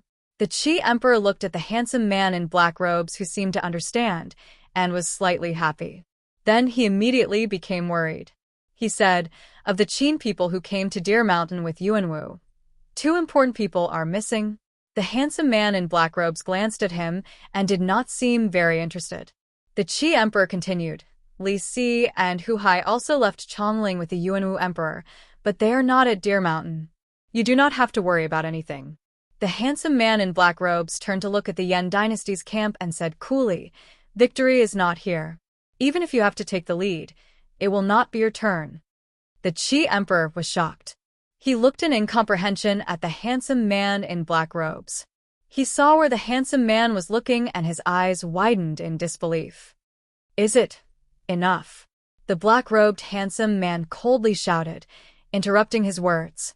The drums and flutes sounded, and purple smoke rose. In the tent of the great Yan dynasty, a man walked out of a steaming bathtub. Countless water droplets rolled down from his silky smooth skin like dewdrops rolling on grass. The 2 palace maids were both worldly characters. Han Chuanshui's face was like congealed cream, and white jasmine was like a soft veil. Their faces were incomparably beautiful. At this time, seeing this man walk out of the bathtub naked, looking at his perfect figure without a trace of fat, the 2 palace maids couldn't help but blush. However, there was not much shyness in their eyes, only a strange respect. The man did not hesitate in the slightest. Under the service of the 2 palace maids, he put on a clean gauze robe and nodded slightly to express his thanks. "Thank you, teacher." A general in golden armor was already waiting outside the tent. When he saw the man walk out, he immediately bowed and led the way. A crown was placed in front of them, and the 4 emperors began to take their seats. This man followed closely behind Emperor Yan. The Yuanwu emperor's gaze met the gaze of the other 3 emperors. In the spring of the 12th year of Yuanwu, the Deer Mountain Conference officially started at the peak of Deer Mountain. The 4 emperors were the highest existences in the world. They did not bow to each other. Their own ceremonial officials had already paid respects to the world, ghosts, and gods. The 4 emperors each had a personal attendant. Sitting next to the Yuanwu emperor was Huang Jinwei. Sitting next to the emperor of Chu was not consort Zhao, but the new crown prince, Li Lingjun. Sitting next to the emperor of Yan was the man who had just bathed. Sitting next to the emperor of Qi was naturally the handsome man in black robes. All the ceremonies were finished. The scene was silent.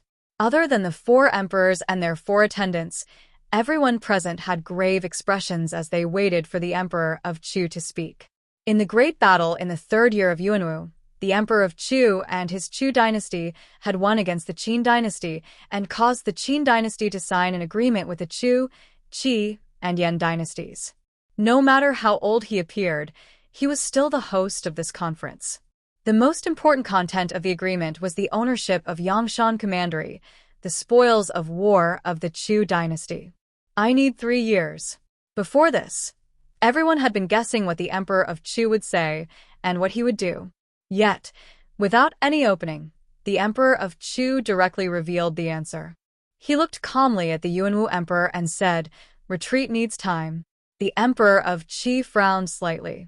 But thinking of the words of the handsome man in black robes, he pressed his lips together and did not speak. Returning Yangshan Commandery was naturally the best guarantee to avoid war. But to ask for a buffer of 3 years without any additional conditions, this concession seemed to be too great. The Yuanwu Emperor nodded slightly. The Emperor of Yen, who had been the most cautious in Mo Shouqing's judgment, frowned slightly and was about to speak.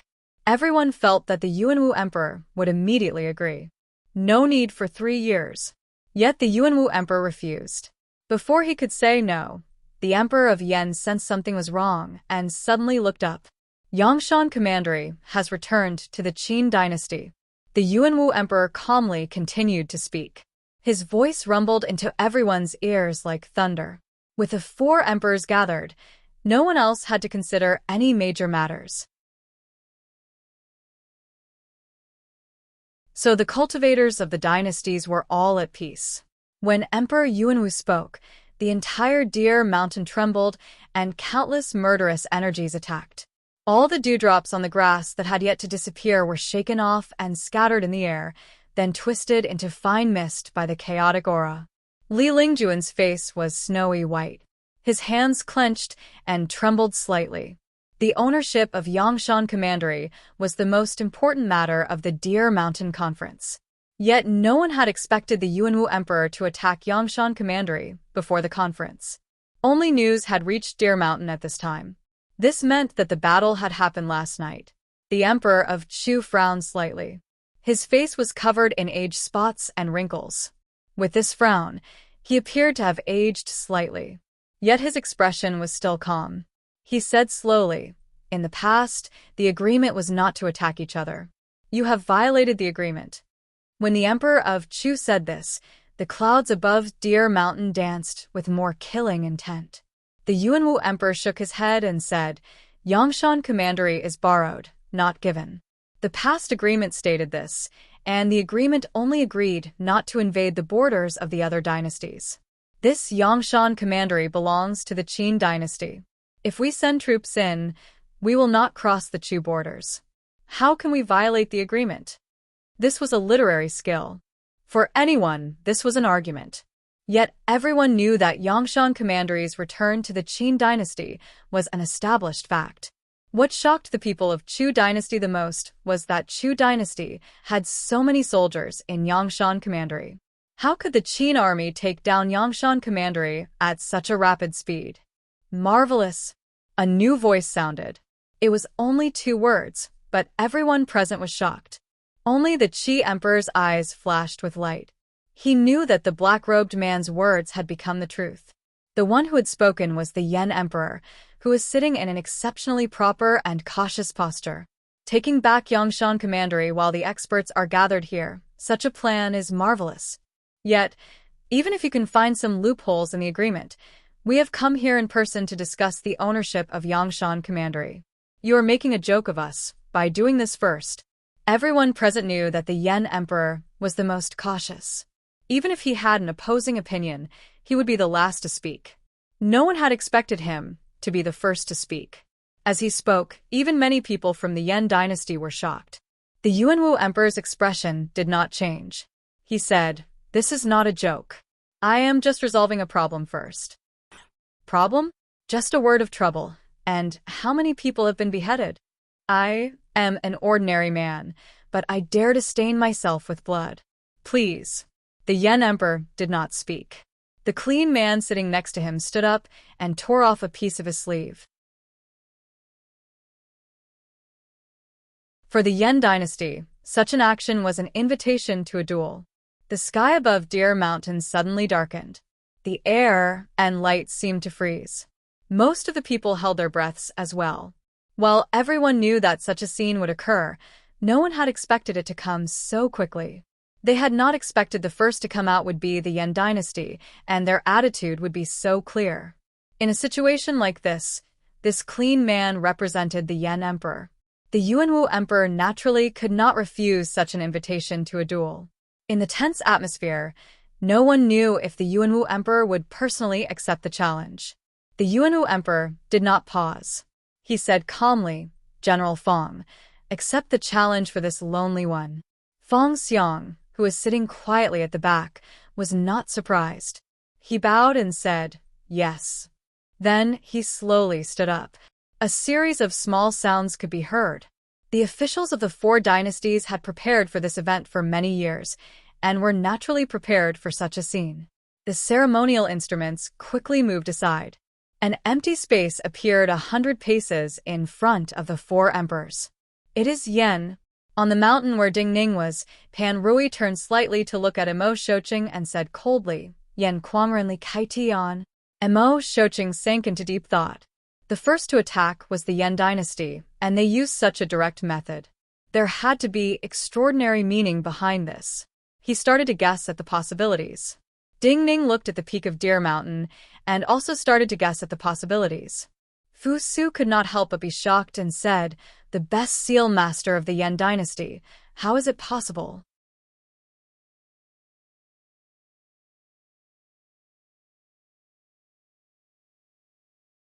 Chapter 203. Yen Quangrenli Yen name was very arrogant. From ancient times until now, even emperors thought of the world as the greatest. Many people had the character Tian in their names, but most of them were Jing Tian, Tianing, and so on. Anything like heaven opening or heaven splitting had the meaning of deviating from the path. Li Kaitian had been a nameless paper-cutting boy in the paper seal workshop, but when he started to cultivate, he called himself Kaitian. This was very arrogant. But the arrogance of some people often made people feel helpless. Li Kaitian was not just the cultivator with the fastest advancement in the Yen dynasty in the past 50 years. After reaching Realm 7, he who came from the Xiaolin Seal sect had taught almost every elder in the sect a lesson. Most importantly, all the elders who had been taught a lesson by him were still very convinced. This was because he had modified almost all of the talismans that these elders knew. Moreover, after his modifications, the power of these talismans had greatly increased. In the end, he was recognized as the #1 talisman master of the Yen dynasty. In addition, he often gave public lectures at the Xiaolin talisman sect and never avoided discussing talismans with other sections. Countless Yen cultivators had received his teachings, so in the Yen dynasty, most people respectfully called him Teacher Xia, meaning that he was the most respected and representative teacher of the Xiaolin talisman sect. A person like him not only had powerful cultivation, but also had extraordinary creativity due to his arrogance and strong comprehension. In the eyes of everyone, he was a valuable asset of the Yen dynasty. It was a great surprise that the Yen dynasty was the first to attack, and it was even more inconceivable that someone like him would attack. The Emperor of Qi frowned deeply. In reality, in order to find out who would follow the Yuanwu Emperor to Deer Mountain, he had paid a great price. He had some understanding of Fong Xiang. Now that the Yen dynasty had attacked first, he should have revealed some information to the Emperor of Yen, or Li Kaitian. But he listened to the black-robed man's words to watch the show and remained silent. The Emperor of Chu stroked his beard in thought. He felt that even if the Yen dynasty wanted to express goodwill to the Chu, they did not need to pay such a price. Since this was the case, then it was the Yen dynasty's own problem. What kind of game was the Yen dynasty playing? When grandmasters fought, even if they did not really fight, just gathering power was enough to cause the primal energies of the universe to change. In the sky above Fong Xiang, a streak of green energy slowly invaded the white clouds, causing several white clouds to twist like green scales. On Li Xian's side of the sky, a white line slowly appeared, as if a hole had been cut in the blue sky. The mountains around Deer Mountain were deathly silent. The air seemed to have been frozen and could not move. There was no sound of wind in the mountains. Li Kaitian was arrogant by nature. Facing Fong Xiang's bow, he looked up at the sky arrogantly and said softly, "This kind of battle is a joy in life. But it is a pity that I cannot personally ask the Yuanwu Emperor for advice." Fong Xiang calmly straightened his body, looked at him and said, "To me, you are already the best opponent, so I have no regrets. From this, I have already won." Li Kaitian shook his head. I have nothing to worry about. I bathed and purified my body. My essence, energy, and spirit are at their peak, so we're even. Feng Xiang nodded. There was a deafening boom. As he nodded, a bright ripple appeared in the air between the two and spread to the sides. While it gave off a deafening sound, the ripple was just light and not something intangible. Thoughts soared arts. There were countless grandmasters present, each with their own mysterious and unfathomable means. However, when they saw the bright and invisible ripples, more than half of them changed their expressions and confirmed that they were no match for the two people present.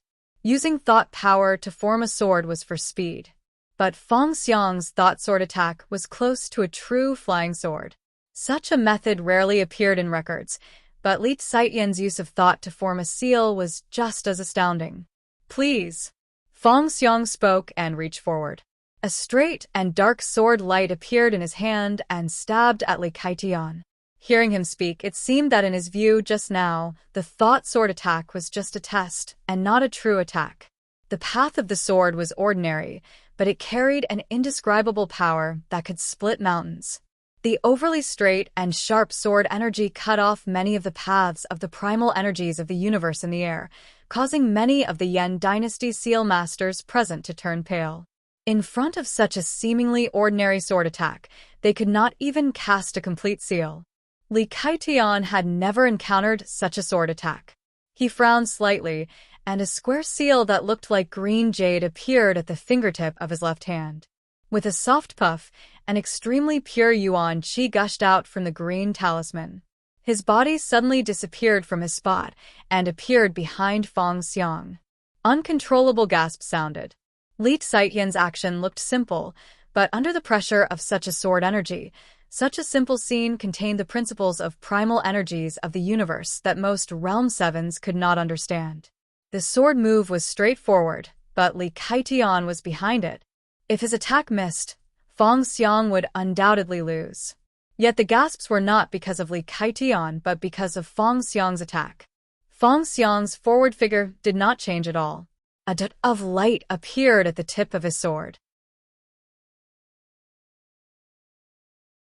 His sword passed through this dot of light, and the blade was bathed in a layer of wondrous light.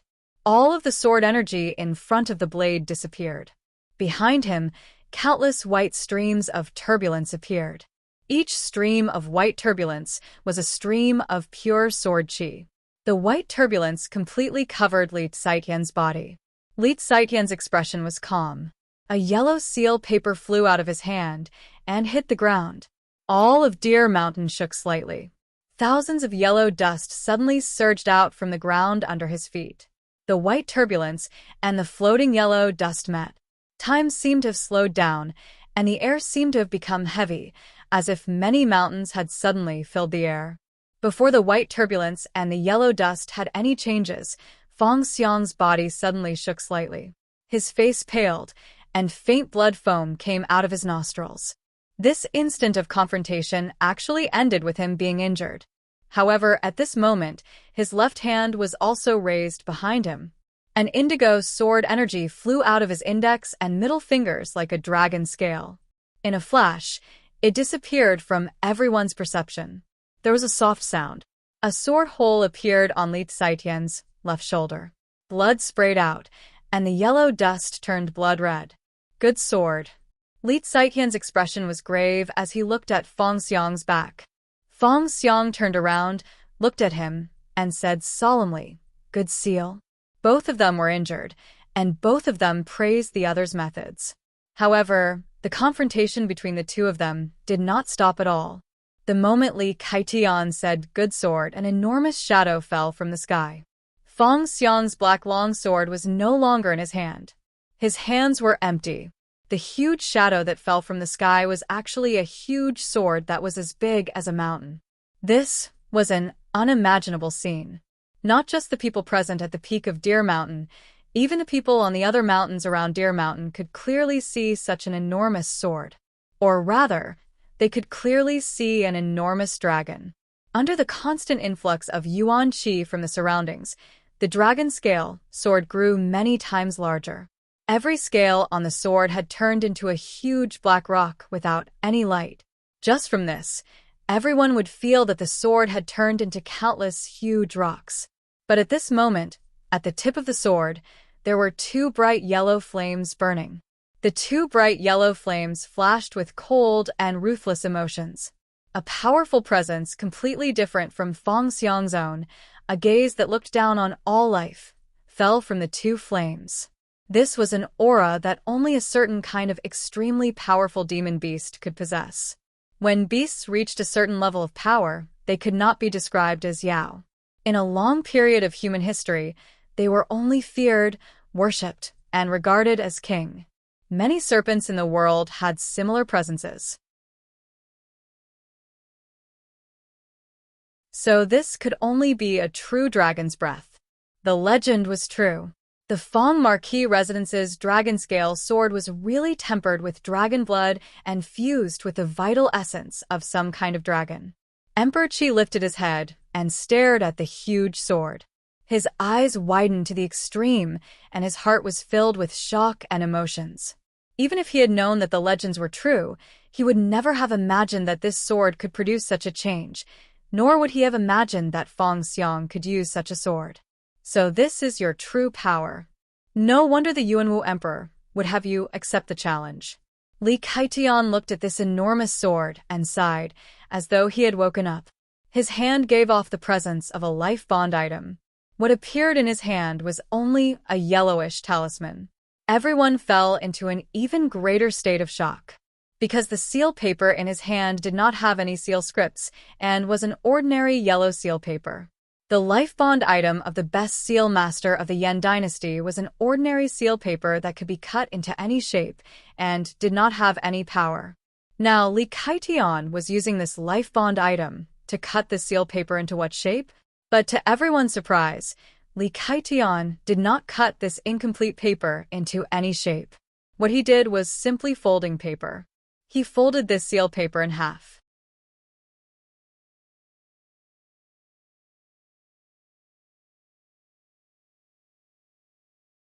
Chapter 204.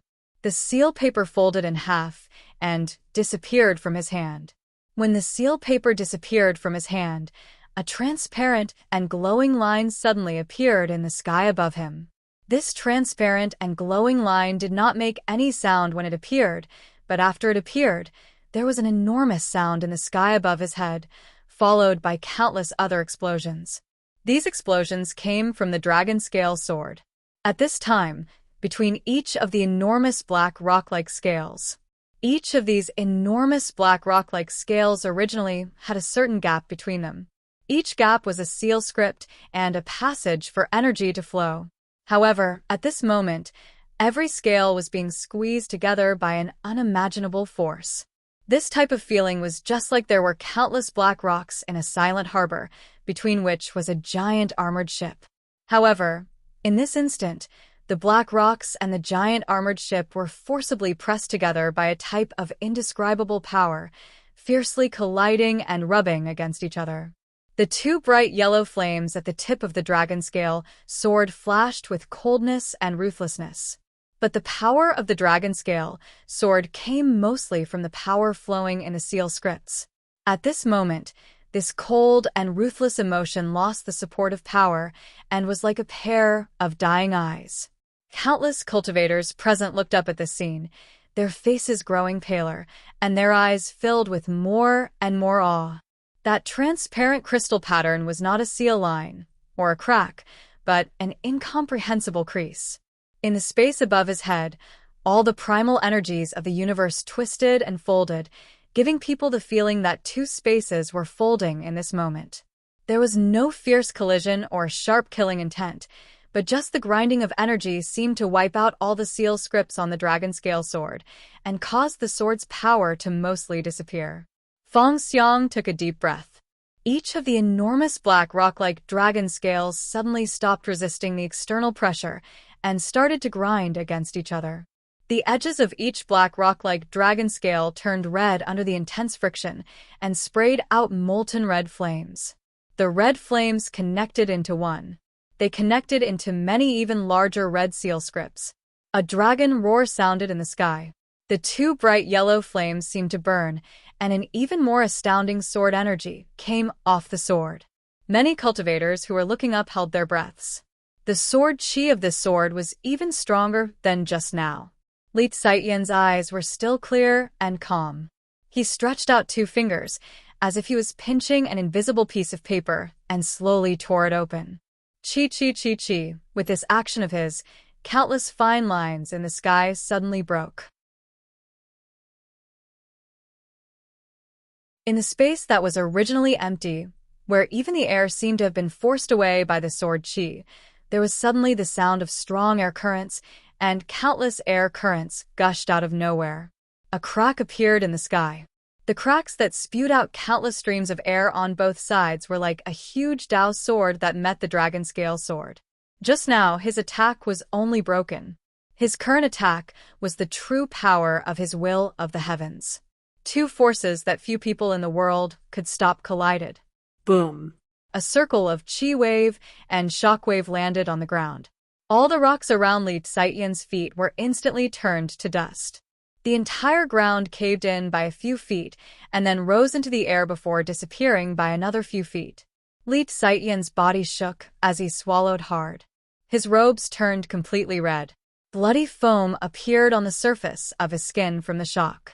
But his expression was still calm. Feng Xiang's brow furrowed so deeply that multiple cracks seemed to appear between his brows. The dragon scale sword floating in the air jumped up and paused for a moment. In the next moment, countless black stone-like dragon scales left the sword and started to fly outwards. Red sparks and golden sword light scattered in the air, just like the splashing of real dragon blood. Pew pew pew pew. As these dragon scales flew out, cracks suddenly appeared on the surface of Feng Xiang's body, and blood gushed out from them. He was covered in wounds and covered in blood. Many people were shocked speechless. They could not even see the victor between the two. You have lost. Li Xietian looked calmly at Feng Xiang. The dragon scale sword in the sky had lost all its dragon power and was falling backwards like a piece of rusted metal. I will win. Feng Xiang shook his head and walked towards Li Xietian. A wild wind rose in front of him and then spread to the sides. Li Xietian's expression grew serious. He understood Feng Xiang's meaning. Feng Xiang's dragon scale sword had been destroyed. But Feng Xiang himself was also a sword. Threads of blood flew out of Li Xietian's fingertips and formed a blood seal in front of him. The blood of cultivators, especially those of Li Xietian's level, was the best container for primal energies of the universe. As this blood seal formed, there was a boom. Countless streets seemed to appear in the air in front of Feng Xiang. There seemed to be many invisible blades in these streets that slashed towards Feng Xiang's body. The vital energy and primal energies of the universe flowing out of Feng Xiang's body moved forward and gathered on the surface of his body. His body became the sharpest sword. These invisible blades could not cut any wounds on his body. But when the blades hit his body, they seemed to become small hammers. Fine cracking sounds could be heard from his body. These were the sounds of his meridians, bones, and even marrow rivers breaking. Feng Xiang paused. In the next moment, he fell backwards. All the cultivators of the Yan dynasty, who had been in deep shock, were overjoyed. Teacher Xie, whom they respected, was at his limit. If he could not stop Feng Xiang's attack, he would undoubtedly lose. At this time, Feng Xiang's meridians and bones were all broken. The body of a cultivator was the vessel of primal energies of the universe and the basis of power. Now that he was defeated, victory was on their side. But Li Xietian's eyes showed no joy. Not because of his respect for Feng Xiang, but because he sensed a new sword essence. A sword essence came at him. While it did not have a true icy presence, in his mind, it was like an ice sea that fell into his world. He bowed his head. As he bowed his head, a line of blood appeared on his chest. The joy that had just appeared in the eyes of the Yan dynasty cultivators disappeared into shock and sorrow. After one line of blood, there were countless lines. These lines of blood intersected slightly. Intersecting meant being cut. What happened? A cultivator of the Yan dynasty cried out in grief. He could not understand at all. Feng Xiang's body was clearly defeated, like a broken water dipper. How could he scoop up water? The mind cannot truly surpass life and death, but it can escape the terror of life and death. Sounds could be heard. The person who answered was Li Kaitian. Li Xian's body was covered in lines of blood and was about to split into many pieces, but his actions and expression were normal. The grieving Yan dynasty cultivators started to understand. Starting from the thought sword, ending with the thought sword. Feng Xiang's strongest move from beginning to end was the thought sword.